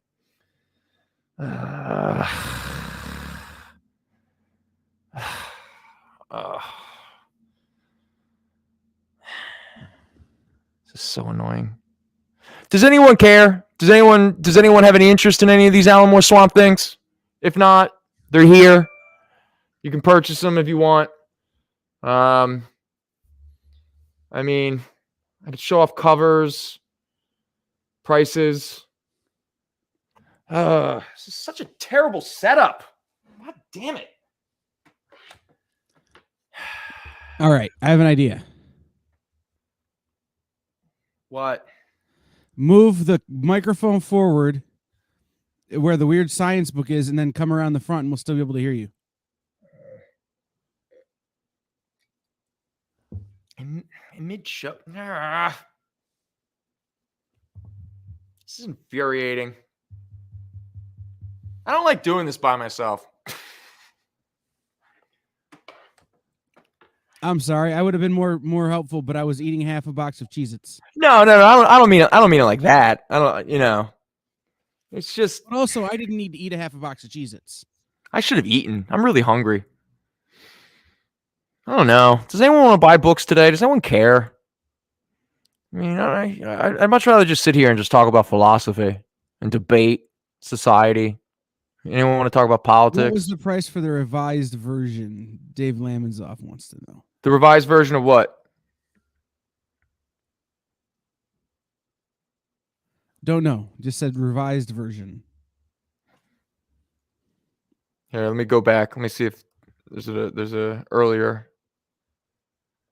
No, I didn't see anything. Oh wait, here we go.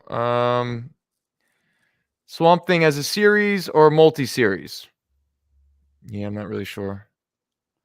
No, but hey, what are those? MP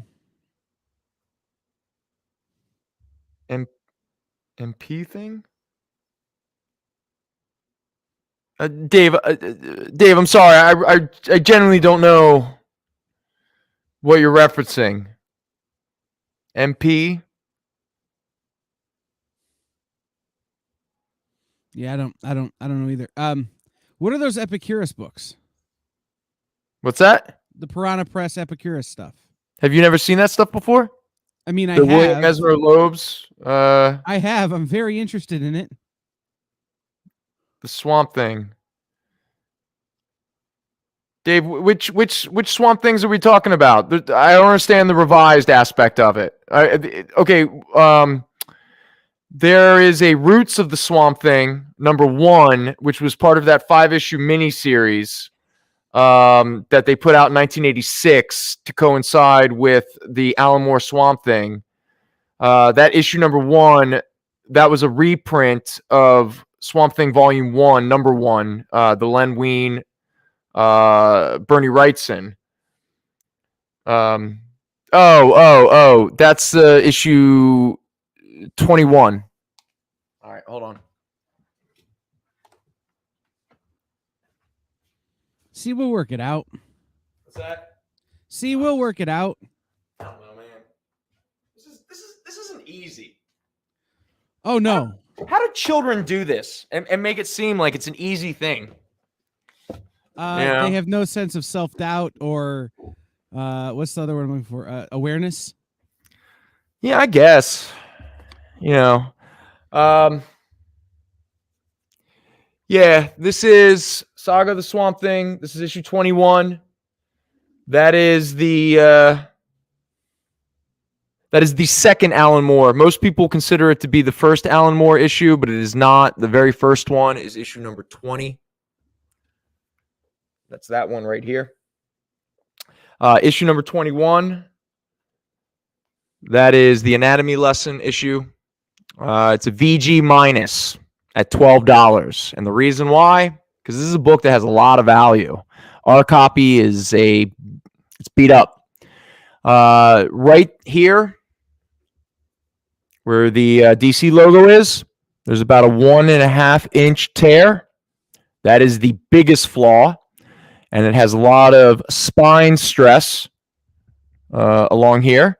For anyone who does care, it is a newsstand edition, though I'm pretty sure Mr. Lamonsoff doesn't care about that.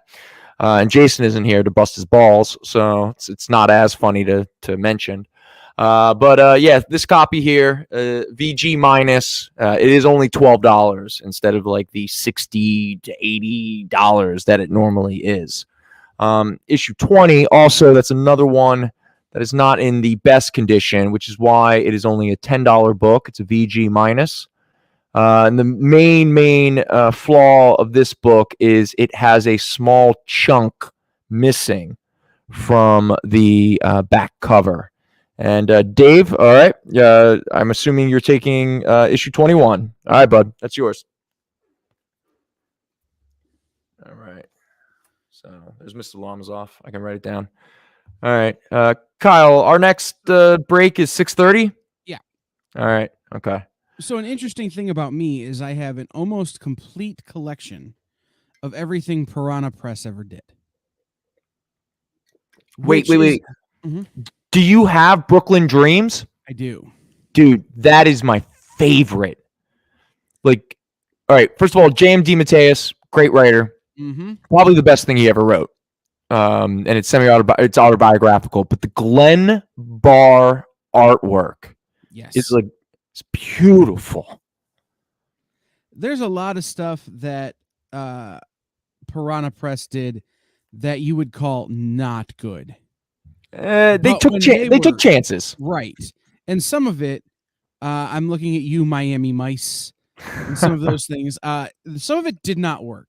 Yeah. But when they hit a home run, oh my God, it was some of the best comic book work I would argue ever done. Absolutely, actually. And again, it was now Paradox Press was an offshoot of DC, correct?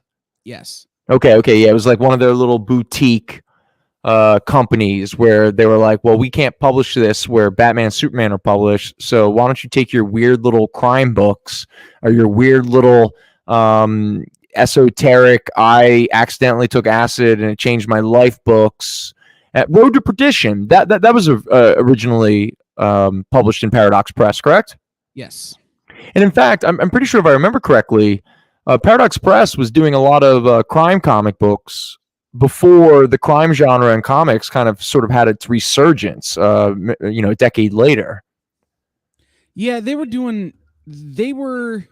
a lot of people were working out the stuff that they would take other places and do big things with genre-wise in the following few years. So there were people doing they were doing crime stuff, or they were doing real high fantasy sci-fi concepts that you'd see later at places like Next Gen, or some of these companies that weren't really destined to make it. Right. But people were figuring out their I don't even know what the word is. Their jam. Okay. All right. Way Makes back sense. then. Well, well, first of all, Snyder, I'm with you, dude. Moonshadow. Yeah, you know what? All right, let's just take a moment. And again, I have no James DeMatteis books up here, so it's a complete, again, the show is in and of itself a paradox, because we're going to talk about a bunch of stuff that isn't even up here to be sold. But James DeMatteis' 80s work is unreal. It's so good. Moonshadow was originally published with Epic Comics, correct, through Marvel, and then later it was reprinted in the 90s with Vertigo Comics, I believe. Same thing happened with his miniseries Blood, which was a love story between kind of archetypal vampires in a fantasy world. Vertigo later republished that as well. Brooklyn Dreams is one that I remember very fondly. The other one that I remember, and I have only written, maybe I've told this story before in the show before, but if I did, it was like 2 years ago. I've only written one letter in my entire life to a comic book company. It never got published, not that I care. It was the only time I got upset that a book that I loved got canceled. And I wonder if anyone will remember this. It was a Vertigo series in the mid-90s called Seekers into Mystery. Now, I remember picking it up because it was J.M. DeMatteis, and the first story arc was illustrated by Glenn Barr. And at the time, I was just I loved Brooklyn Dreams so much. So I was like, oh my God, J.M. DeMatteis and Glenn Barr are doing a new series. Oh, I got to pick this up. And it is challenging. And I don't mean that in a bad way, because again, a lot of it has to do with, being honest, repressed memories of childhood sexual abuse, aliens, magic, Eastern mysticism, angels. I mean, it is such just like a fascinating title. And surprise, surprise, it barely made it through maybe 15 issues, and it got unceremoniously canceled. And I remember, I think it was like 15 or 16, and I was so pissed.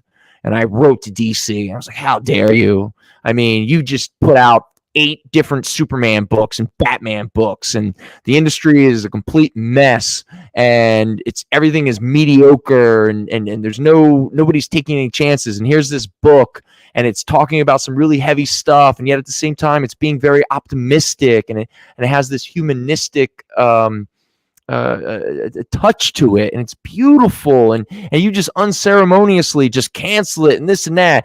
And obviously I was talking to myself, because that letter went nowhere, and it was crickets, and no one gave a damn. And in fact, a company must have gotten the rights a few years ago to Seekers into Mystery from DC, and they were going to put it out, a complete collection of Seekers into Mystery. And even though I have every single issue, I loved it so much, I was going to buy this collection that they were going to put out. But I'm pretty sure I'm the only person who ordered it, because they immediately canceled it. So the only way you can read Seekers into Mystery is to search down the single issues. And I don't think anyone's looking for it. But I'll always remember it fondly, because there was a period of time that J.M. DeMatteis was like one of my favorite writers, because of stuff like Moonshadow, Brooklyn Dreams, Justice League of America International with Keith Giffen, and Seekers into Mystery. So yeah. All right. Okay. All right. We have we have so much time left. All right. We have so much time left and no song suggestions. Snyder, you're still watching. Where the hell's your song suggestion? Zanin, come on, man. I don't expect Jason to give me one. This whole mix is just going to be Alice's Restaurant. And then Roland is going to be like, you know what song we really need to really encapsulate Thanksgiving? We need some Dead Kennedy songs, and some G.G. Allen, and you know what we haven't had it on a mix before? Sun Ra. And what other weird stuff can we do that will completely ostracize everybody and make sure that no one will ever listen to the mixes ever? Roland, if you're listening, F you, buddy. Anyway. What's the theme tonight? Being thankful, being grateful, being hopeful, being glad that you're pretty much think of the opposite of how you always feel. That's the song. Imagine for a moment that you're like Marshall and not like yourself, David Snyder. That's the song you should be looking for. All right. That's the theme, the anti-David Snyder playlist. Okay. So there you go, buddy. All right. So I have a bunch of Alan Moore Swamp Things. You know what I'm going to do?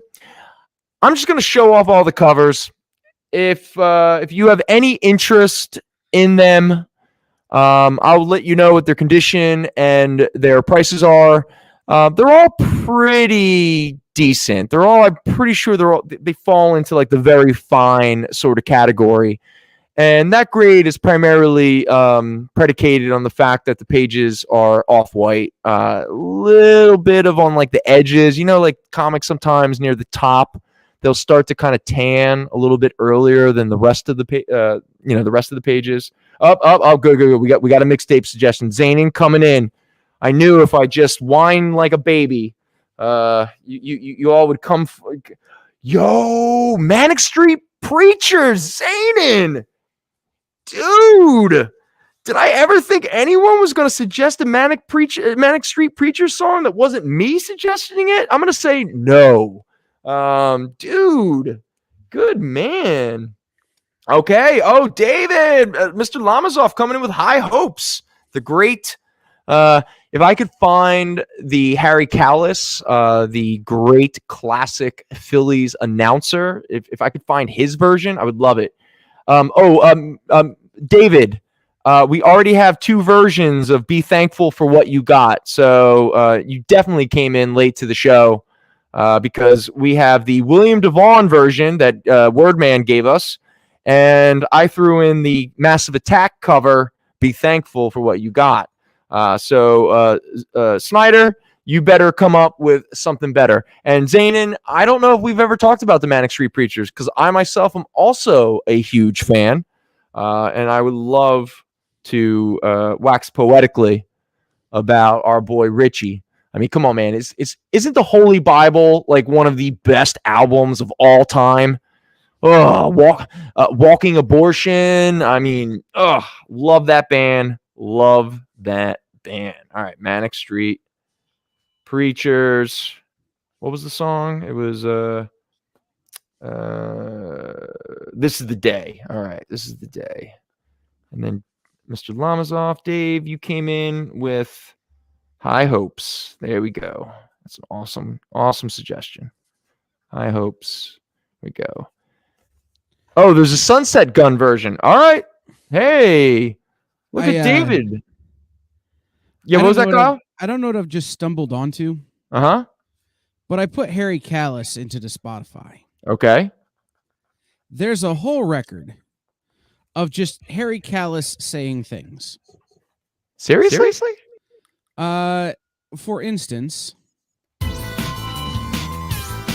Mike Schmidt was arguably the greatest all-around third baseman in the history of big league baseball, leading the National League in home runs a record 8 times, winning 10 Gold Gloves, and making 12 All-Star appearances. 3 times he was named the national... Like, it's just Harry Callis talking. Wait, was that Harry Callis? No, that was the guy who took over for him. Okay, yeah, that sounded like Tom McCarthy. Right, it was. But then introducing, like, I realized I didn't have it queued up very well, but introducing Harry Callis saying things. Interesting. Here we go. And that was truly an honor. And out of his 548 career home runs, I probably called all but a handful. Let's listen to Harry call some of Mike's milestones. In 1981, Schmidt had 299 homers when he made a big swing at Shea Stadium in New York. 3-1 pitch to him. Swing a long drive. Number 300 for Michael Jack. Way out of here. 3 years later. That's awesome. I don't know why this exists, but because it's genius. The fact that we weren't including those on the playlist when the Phillies were in the series just shows that none of us have a deep enough knowledge of what's on Spotify. No, not even a little bit. Not even a little bit. And there are 2 records under the name Harry Callis. There's that one, and then the Philadelphia Phillies, the first 100 years. There's about 50 of those years. I don't think anyone wants to remember. Oh, but that's encouraging because that probably means we might be able to find the Harry Callis version of High Hopes, which is, negative Ghost Rider. Oh, really? Dang it! All right. I It's so surprising. I mean, it's played after every time the Phillies win since. Even before Harry Callis passed away. Every time the Phillies win, they play. I didn't search High Hopes. I just searched for Harry Callis. Okay. I'll tell Roland to do some work. I mean, again, the dude's got he lives in my basement, and I hear so much griping from my beautiful partner of why is he here, and I keep telling her, I have very few friends, and I like very few people, and please do not throw him out in the street. He has value, I promise you, he does. And I've convinced her that this playlist thing is very important. And it's she still she doesn't believe me, but I think she cares about me enough to pretend that this strange man living in her basement is somehow worthwhile. All right, what time is it? All right, so it's 6:25. So we're getting up close to our 6:30 break. All right, how do I want to handle this? Okay, all right. So we got 5 minutes until our break, and then we have about 25-ish minutes for me to somehow validate my existence. And all right, okay. Should I do, you know what I'm going to do? Because again, even though I talked about the Faust books and I talked about the Miracle Mans, if no one's chomping at the bit for them, maybe I'll hold off until next week for them when I'm here by myself again and I don't want to be a complete baby about things. Maybe I'll grab some half-off books. Like I think there's some like Jimmy Olsen's in there. You know, a little bit more of like the weird stuff. Maybe I'll go that route. Again, I'm just talking to myself to eat up time. So how about this, Kyle? Let's. Do you want to take a break now? Yeah. But I want to reiterate to anyone who's watching, if you are interested in any of these Alan Moore Swamp Things, let me know, and obviously I'll show them off. One I'm interested in, and I don't remember which number it is, but it's in the third row down. Okay. It's the third book in. It's the anniversary special. Swamp Thing Goes to Hell.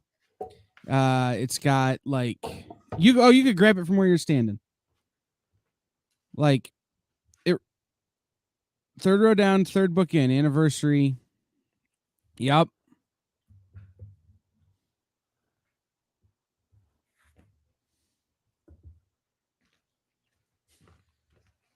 All right, let's actually talk about these two. Because these are two that actually people look for. All right. So first up is the annual. This is Swamp Thing Annual number 2. Considered to be the unofficial first appearance of Justice League Dark. Because it consists of Swamp Thing, Phantom Stranger, Etrigan the Demon, Deadman, Spectre, all of the ooky spooky DC characters. Which would later on in the New 52 and all that kind of stuff become get a name, because if there's one thing DC loves to sell, it's how many Justice League books can we come up with. So you obviously have Justice League Dark, the DCU and Warner Brothers have been trying to figure out how to do a Justice League Dark, series, all that kind of stuff. So anyway, the first time that concept was really crystallized is in this annual. Now, the second time that sort of unofficial Justice League Dark crew shows up again is in, as Kyle said, this is the anniversary edition. This is Swamp Thing number 50, right? Swamp Thing number 50? Yep. Swamp Thing number 50. Where again, Swamp Thing gets his little spooky character posse back up and running, and they go down to hell. Now, Kyle, can you remember, because I'm blanking, what was the whole logic and reason for going to hell? What was the purpose? Do you recall? What's her name's soul was in hell, and he wanted. Was it Abigail? Yeah, Abigail's soul was in hell. Right, because that coincides with her being locked up in Arkham and stuff like that, right? Yes. Yeah, because that leads. All right, yeah. Just for the sake of conversation, this annual is boom, boom, boom. It's a very fine minus at $12, and Swamp Thing number 50. That is a very fine at only $4. So yeah. So they go to hell to try to find Abigail's soul, because at the same time, where are we? Yeah, here we go. Yes, because around the same time, you get issue number 51, where Abigail gets arrested and thrown into an insane asylum because everyone thinks she's psychotic. Which leads to two of the more epic issues of the Swamp Thing book. And that is issue 52 and 53. These two issues are when pretty much Swamp Thing just obliterates Gotham. These issue 52, very fine, $3. Giant Size Spectacular, issue number 53, where Swamp Thing kicks Batman's ass. It's only a very fine at $4. But again, this was an amazing, an epic story of how powerful Swamp Thing really is. And in fact, it's tough. I would love to sit here and talk more about the Alan Moore Swamp Thing series. Okay. All right, Kyle. Cool, man. I got you. All right. So you're gonna take the annual and then 50. Oh no. 50 through 53. 50 through 53. 53. Right. So that little arc there. All right, so interesting thing is to when I started reading Alan Moore's Swamp Thing, because I'd only ever read the original stuff, the Len Wein stuff. I was playing a very early version of the HeroClix game. Okay. And my favorite team was what they called the Mystics, which were all the spooky, oogie DC characters, including Etrigan and those guys that were in that book. And so I bought the book because the cover had all of the characters I like to play when I played HeroClix. And I got absolutely hooked. Dude, yeah. So I went back and collected every issue. And then when my store was in trouble right before the pandemic, I sold all of it. And so I'm slowly recollecting it, but I haven't gotten quite that far yet because I've been collecting it in order. Right. So I'm like, you know what? I'm just going to get those ones because that's what got me into it, and I'll worry about getting the rest later. I mean, it makes sense. In fact, another do you remember this issue? This is a pretty famous issue, which is why it also has a little bit of value to it. Hold on a second, while I try to find it. Where is it? Well, it's like the white cover on the fourth row down. This one is an iconic cover. Oh yeah, that one. Yeah. All right, so this one here, that's here, just a little bit of glare.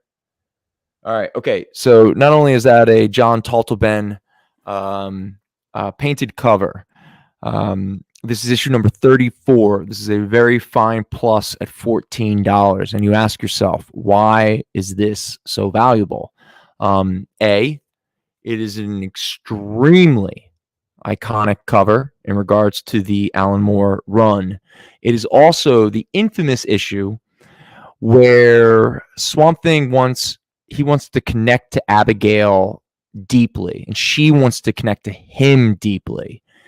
And so this is the issue that is primarily known as the Abigail Trips Face issue, where Swamp Thing grows a psychedelic. Pretty much he grows like peyote buttons off of his body, and Abigail consumes it and then has just this beautiful, Steve Bissett and John Taltelben's art is so psychedelic, and it's so just optimistic and hopeful, and it's very humanistic, and again, it's Alan Moore when he's not too curmudgeon-y, and even though Swamp Thing at this point was such, some of the best horror that comic books as a medium have ever given us are in some of these issues. Obviously, this is a famous one. That's a famous horror story, and some of these Swamp Thing issues are horrific, but this issue was just beautiful. And again, it was them kind of connecting and truly falling in love and all that kind of stuff, which lead to obviously the introduction of John Constantine, where Swamp Thing would possess John Constantine, which would allow Swamp Thing to have sex with Abigail, so they could give birth to their daughter, Tiffy, who will later become Swamp Thing herself and become a major player, at least for a period of time, in the Swamp Thing mythos. The other big iconic issue from this run that has I didn't realize this when I first read it as a kid, and I didn't really kind of pick up on this subtext through most of my teenage years, my 20s. But something began to shift sometime late in my 20s when I was reading this issue. And I began to have a different interpretation of some of the subtext of what this issue is. And again, when you begin to become more familiar with Alan Moore's work, you're going to realize that at some point in all of his major work, I'm talking Watchmen, V for Vendetta, Miracle Man, League of Extraordinary Gentlemen, rape is always potato. Thank you, Fred. Yeah, psychedelic sweet potato. All right, Fred, appreciate that. But there's always a plot point towards rape, which again, I'm not going to debate like why Alan Moore always leans into that and stuff like that. But for the longest time, people used to be like, when I would bring that up and be like, oh yeah, rape's always a consistent, plot point in Alan Moore's work. They'd be like, well, not in Swamp Thing. And I go, actually, I now disagree with you. And it is an issue that is actually one of the most like experimentative and beautiful work in regards to John Totlben's art.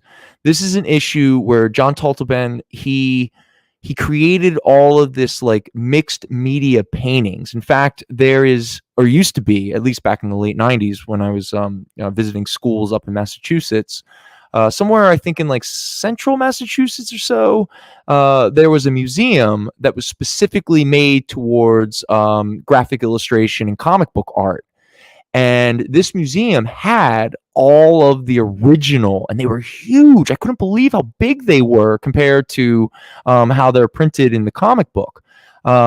But they were all like, they were so heavy because he used all, it was like Totleben was doing like Dave McKean stuff before Dave McKean really started to do that stuff in comic books. But it was like, he talks about it as one of his greatest issues, John Totleben. He talks about it as it's where he allowed himself to really let go.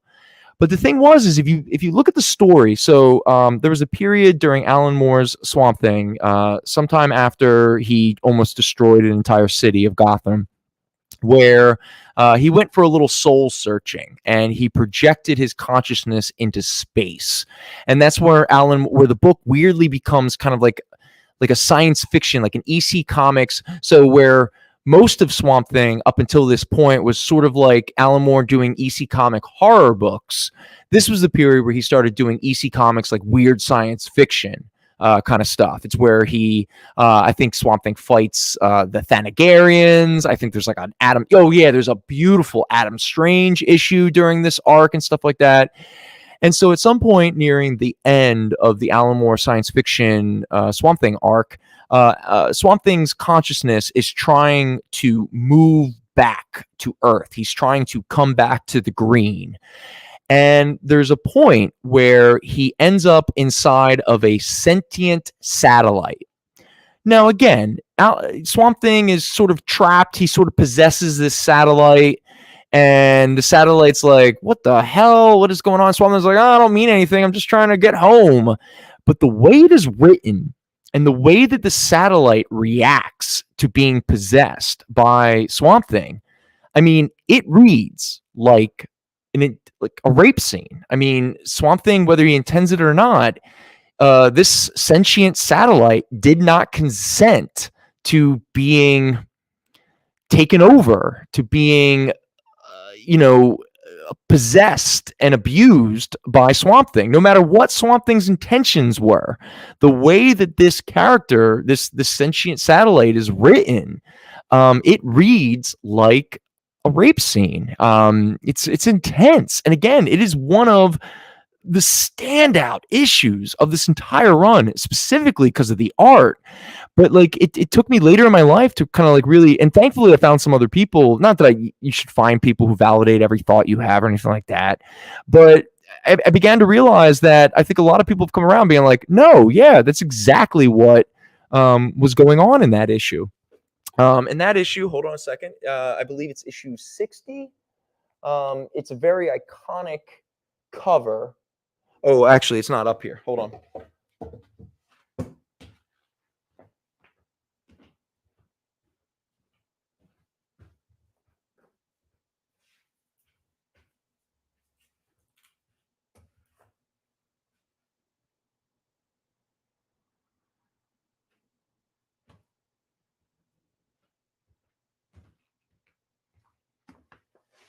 It's this issue. And again, even that cover, which I saw, it's Tottleben doing all of this amazing mixed media art, painting, sculpture, photography, all mixing it together. It's brilliant. So again, at this point, and again, we're still Vertigo doesn't exist yet. I mean, this is the precursor to Vertigo at this point still. But issue number 60, this is where it becomes the new format suggested for, and this is where they finally get the suggested for mature readers label. Brand new format, special price, Swamp Thing by Alan Moore and John Tottleben. If I'm pronouncing that name wrong, I apologize. I've always pronounced it as Tottleben. But I admit I could be wrong. It's a very, very fine for $4 if anyone is interested in one of the more unique Swamp Thing issues. And with that said, we are way overdue for a break. So I guess let's take a quick break and then we'll come back and who the hell knows what I'm going to do. Rather than go to a regular break, I'm just going to do this. That way you can grab whatever you're going to do or figure yourself out, Brendan. But I will do this. Guys, remember Monday at 5:30 here on the, or 5 o'clock here on the Experience, we have a whole hour with Frank Miller Presents. It's one whole hour with Frank Miller Presents Monday at 5 o'clock. Starting at 5 o'clock, we have Dan DiDio and the creative team behind Ancient Enemies. That's Dan and his writer or his artist and colorist from that book. And then at 5:30, we will be joined. Dan will stick with us, and we'll be joined by Frank Miller and Philip Tan, who, if you were here earlier and saw Ronin on the rack there, you know a little bit about Ronin, but who are doing Ronin 2 right now, coming out on Wednesday from Frank Miller Presents. So that's a whole hour with Frank and Dan and the team from Frank Miller Presents on Monday at 5 o'clock Eastern. We have our other regular shows coming up this week, except for Thursday, which is a day off for obvious turkey consumption reasons. But if you're looking for a reason to escape your family, as so many do, myself included, we will be rerunning some of our greatest moments from the last several months here on the Experience on Thursday here on the air. That way you have something to put your headphones in, turn up your phone, and ignore your family if that's the situation you find yourself in. So that's the plan for Thursday. We'll be back Friday with a brand new Nerd Killer Warfare, which is the launch of Nerd Killer Warfare Season 2, with a special that has me and Mark Blair from Nerd News Now and Brainy Singh, who is Taji Beats, who does our dance party on Saturday nights, as well as Dan Wickline playing the game. It'll be at its new time, where it will be airing from now on, Fridays at 6 p.m. Eastern. Then at 7 p.m. Eastern, we're doing an original art show with Nick.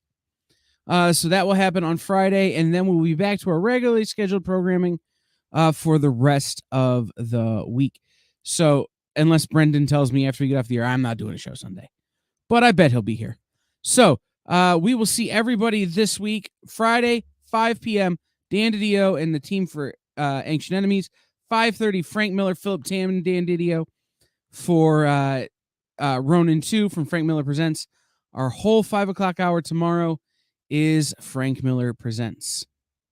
So this has been a live read commercial where I made it up off the top of my head and forgot to probably forgot a bunch of stuff. But yeah. What's up? It's the word man, Gary Lime. That's Dave Proch. And you're checking out Fat Jack's Comicrypt on the Experience now.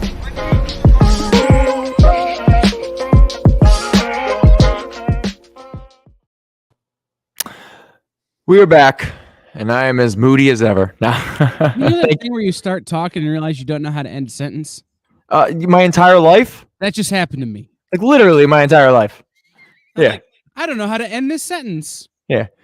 Nothing's worse than being there's a lot of things worse. Just for the sake of conversation, than being a person who thinks out loud and you begin to think out loud in front of other people, and then you realize other people are actually listening to you and they're trying to follow you, and you realize you have no idea where you're going because you are literally thinking out loud and you're making it up as you're talking, and you have to somehow stick the landing or just stop. And then there's a weird awkward moment where you just kind of sort of walk away.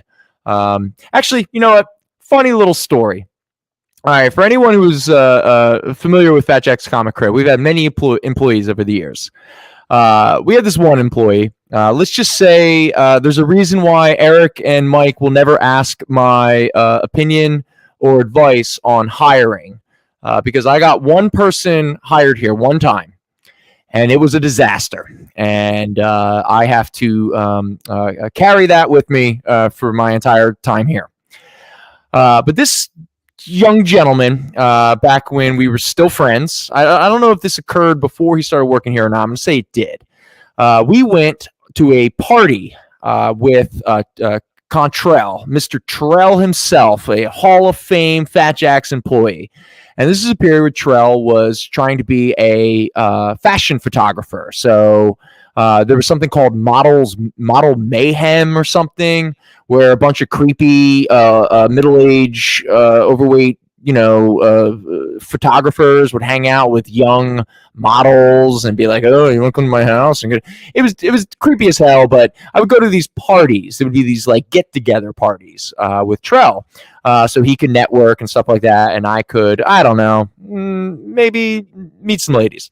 Anyway, I take this buddy of mine to this party with Trell and I, and there's a moment where a couple women walk up to myself and my friend. Trell is off, networking, and he's got some friends there and stuff like that. So it's just me and this buddy of mine, and these three women. It's two of us, three women. They walk over and they're like, "So who are you guys? What are you doing here?" And I'm very honest. I'm like, "Well, we're just hanging out here with my friend Trell. He's a photographer. I mean, if you're looking for, he's a great dude. I'd really try." I was like blowing up his spot. And when I say blowing up, I mean positively. I was like, no, that's because again, some of these guys, I'm looking around going, "Oh, do not interact with that dude." Because again, like every time the women would walk away, I would hear what they would say about them, and I'm like, "Oh, dude, you're such a creep." But anyway, so they're talking and this and that, and I'm not saying that they were hitting on us or anything like that, but they were being very friendly with us. And I'm talking and, blah, blah, blah, this and that. And then it's getting to that point where I'm like, "Yo, I think maybe we'll go do something. Maybe we'll kind of, I don't know, escalate this little social interaction that we're having." And I turn to where I think my friend is going to be. And now we are up against a wall full of floor-length windows. And I glance to my left where I'm pretty sure my friend is supposed to be standing this entire time that I've been talking to these three women. Because at the same moment that I kind of look over, I get this impression these women are kind of like looking strangely at us suddenly, which I didn't expect. And I was like, what the hell's happening? But at the same moment, I'm kind of like turning to my friend to be like, "Oh, yeah, so-and-so, he likes blah, blah, blah. Oh, yeah, if you guys want to." And when I look over, I see my friend rolling. So he's standing up. He's pressed up against this wall of windows, and he is rolling away from us. Just like this, like against the wall, just rolling away. And I just stare at this supposed friend of mine as he's at this point like 10 or 15 feet away from us, because it's a big warehouse. He's just rolling away. And then I look back at the girls and they're looking at me. And one of them goes, "What's wrong with you guys?" And I go, "Ladies, it was a pleasure meeting you. Good luck in all your endeavors in life." And I walked away. I don't know the point of that story, but for some reason that memory came back to me right now. And a few years later, that would be called peacocking in a book about how to pick up women if you're a raging narcissist. Nice. Mr. Patterson, yes, they were definitely women. One of them actually went on to be a suicide girl. One of them actually, her and I, we had some fun moments later in the evening, but that moment and that it was like a glaring red flag. And I understand being nervous. I understand being in a social situation where maybe you're a little uncomfortable or what have you. I completely get it. If you want to exercise yourself from the situation because you're too nervous or too anxious, I completely understand. But the rolling against the windows, like he was a ball standing up or like a pin. Like he could have just walked away. I mean, I might have turned and been like, "Oh man, my friend just bounced. Okay, no big deal." But it's the fact that I stood there with three, let's be honest, pretty smoking hot women, as he is just. I just blew my mind. Honestly, to this day, I still can't wrap my head around the logic of that.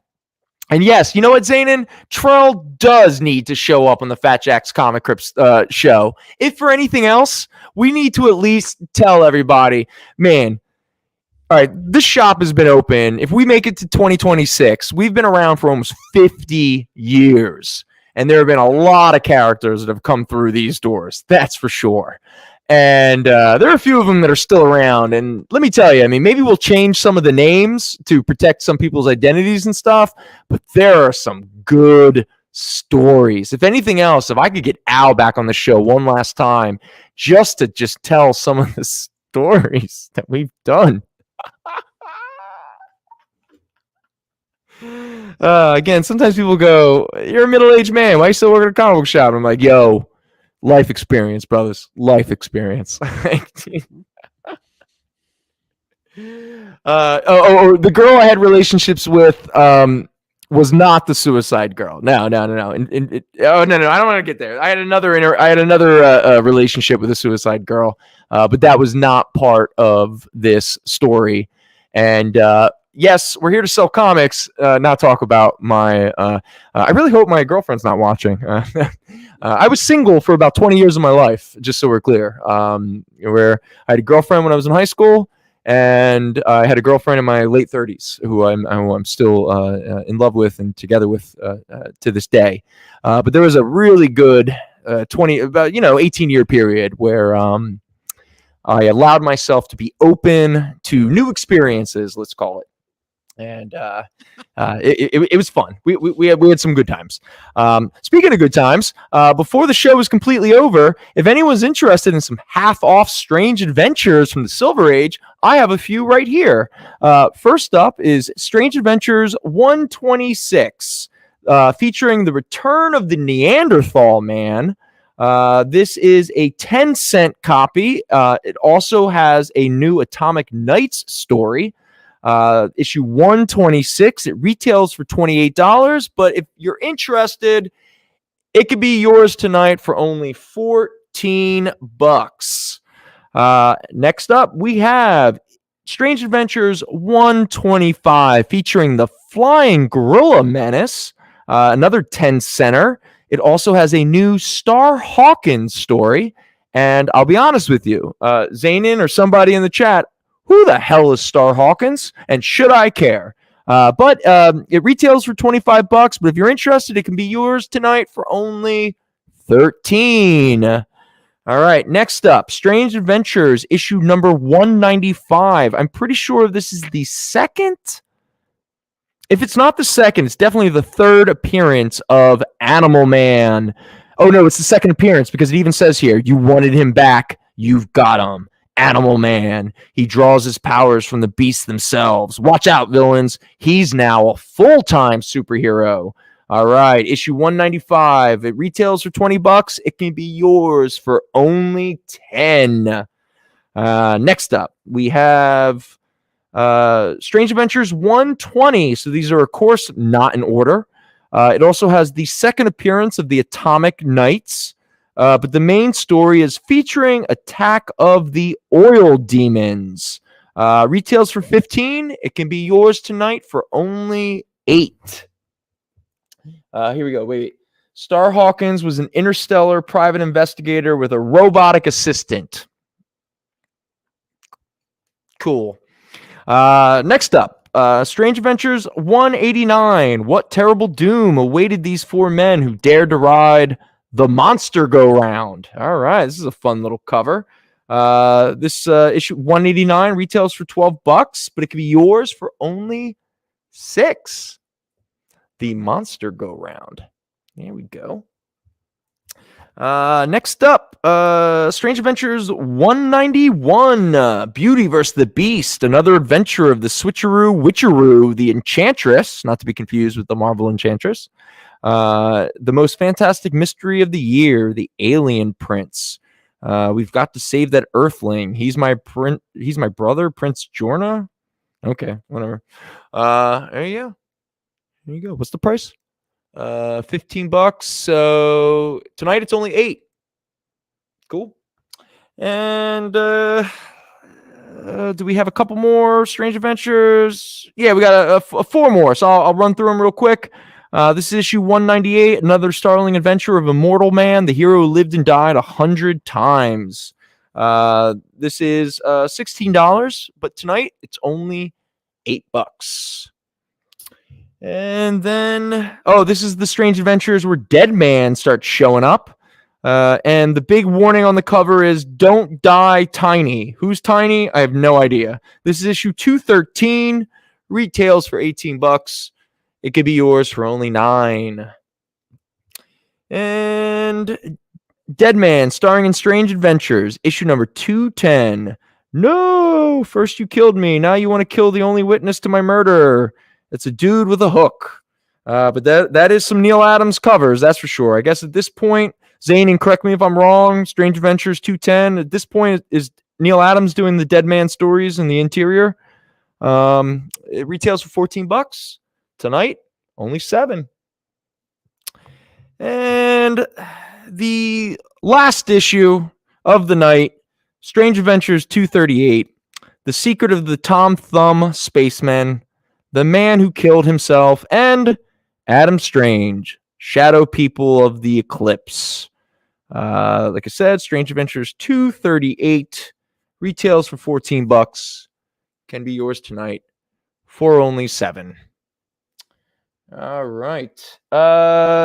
Mike, what's up, man? What's up, Mike? The Arzak did go. Yes. Sorry, buddy. Yeah, that was the only Mobius that we have left is volume 4, which is The Long Tomorrow and Other Science Fiction Stories. So yeah, sorry, bud. Yeah, the Arzak Mobius 2 did get claimed. All right, so Tiny was a circus strongman. Okay, good. Zanin is claiming Strange Adventures 210. Zanin, I'm just gonna write it down. It's somewhere here in front of me. 210. 210. Oh, it's the first one. Boom. Zanin, it's yours, buddy. There you go. Zanin, this is your first claim tonight, right? Yeah, I'm pretty sure it is. Yeah, he didn't claim anything else. Yeah, all right. It wasn't like there was a ton of claims.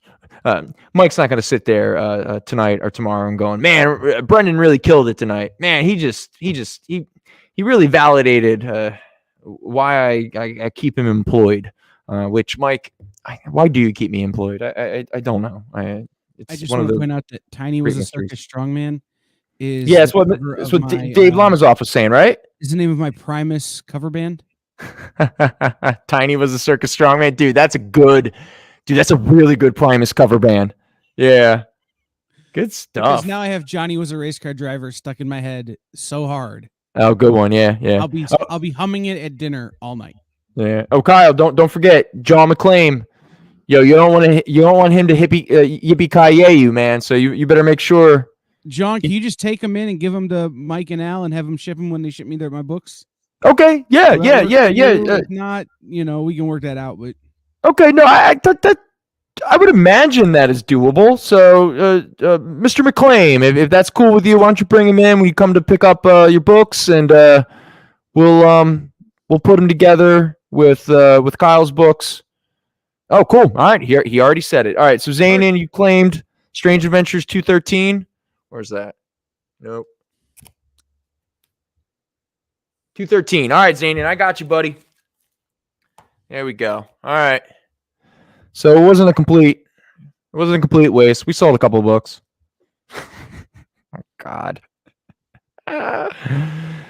Sometimes, man, life. At least the Eagles won. I mean, they didn't make it easy on me. Oh my God, Eagles. But Good the Lord. Cowboys beat the Vikings. The Cowboys beat the Vikings? Yeah, the Cowboys beat the pants off the Vikings. I don't know. I can't take that much pleasure. I don't like when I hate when the Cowboys win. Just hate I it. understand, but with 13 minutes to go, it's 37-3. All right. 37-3? Right. Dude, the Vikings were frauds. I knew it. Sorry, anyone. No one's watching us from Minnesota, but they were frauds. Yeah. Have fun on Thursday with the NFL. Yeah. Well, on that note, again, real quick, if there's anyone watching and you haven't given us a song suggestion, I would love one. We've been kind of doing sort of grateful, thankful, optimistic kind of stuff. We've gotten some weird choices here, like Mr. Snyder there coming in with a lamb chop song. But, it's not bad. Zanin crushed me with a Manic Street Preachers. Yeah, that's my boy. So if anyone has any song suggestions, I would love them. If not, I hope everyone has a wonderful Thanksgiving. Please spread more love than hate. There's too much of that. We will be back next Sunday on this, same time, 4:30 to 7. Who knows what this setup's going to be like. I'll try to roll out those Miracle Mans, maybe get some of those Faust out there. What else did I have? We got some Bernie Wrightson, Macabre Master, some P. Craig Russell books. Zoom from the Commodores. All right, Mike. Thanks, buddy. Zoom from the Commodores. That's a good one. All right. But again, I will attempt to sell comic books and try not to depress everybody next week. So get excited about that because I will most likely be here by myself. So if you did not enjoy this style, then maybe wait until Jason comes back. Well, we're gonna talk and we're gonna figure out how to make this easier on everybody for Brendan's sake if he wants. So tune in next week and see if I don't know the circus has come to town. Who knows? We'll have a definitely not me. Well, with that said, everyone, seriously, all joking aside, have a wonderful holiday. Really, I really do hope you enjoy your time with your family. Let's be thankful, let's be grateful, all that kind of stuff. It's cliche for a reason because we don't do it enough. Being thankful and grateful one day out of the year is not enough. But with that said, I want to let everyone know I am thankful and I am grateful for you. Really, to be very honest with you, without you guys, this doesn't mean anything. So with that said, please be well. Love you guys, and I look forward to hopefully seeing many of you next week. So until then, happy Thanksgiving. Peace. Join the party. Head over to our link tree to find all the links for everywhere the experience is all the time.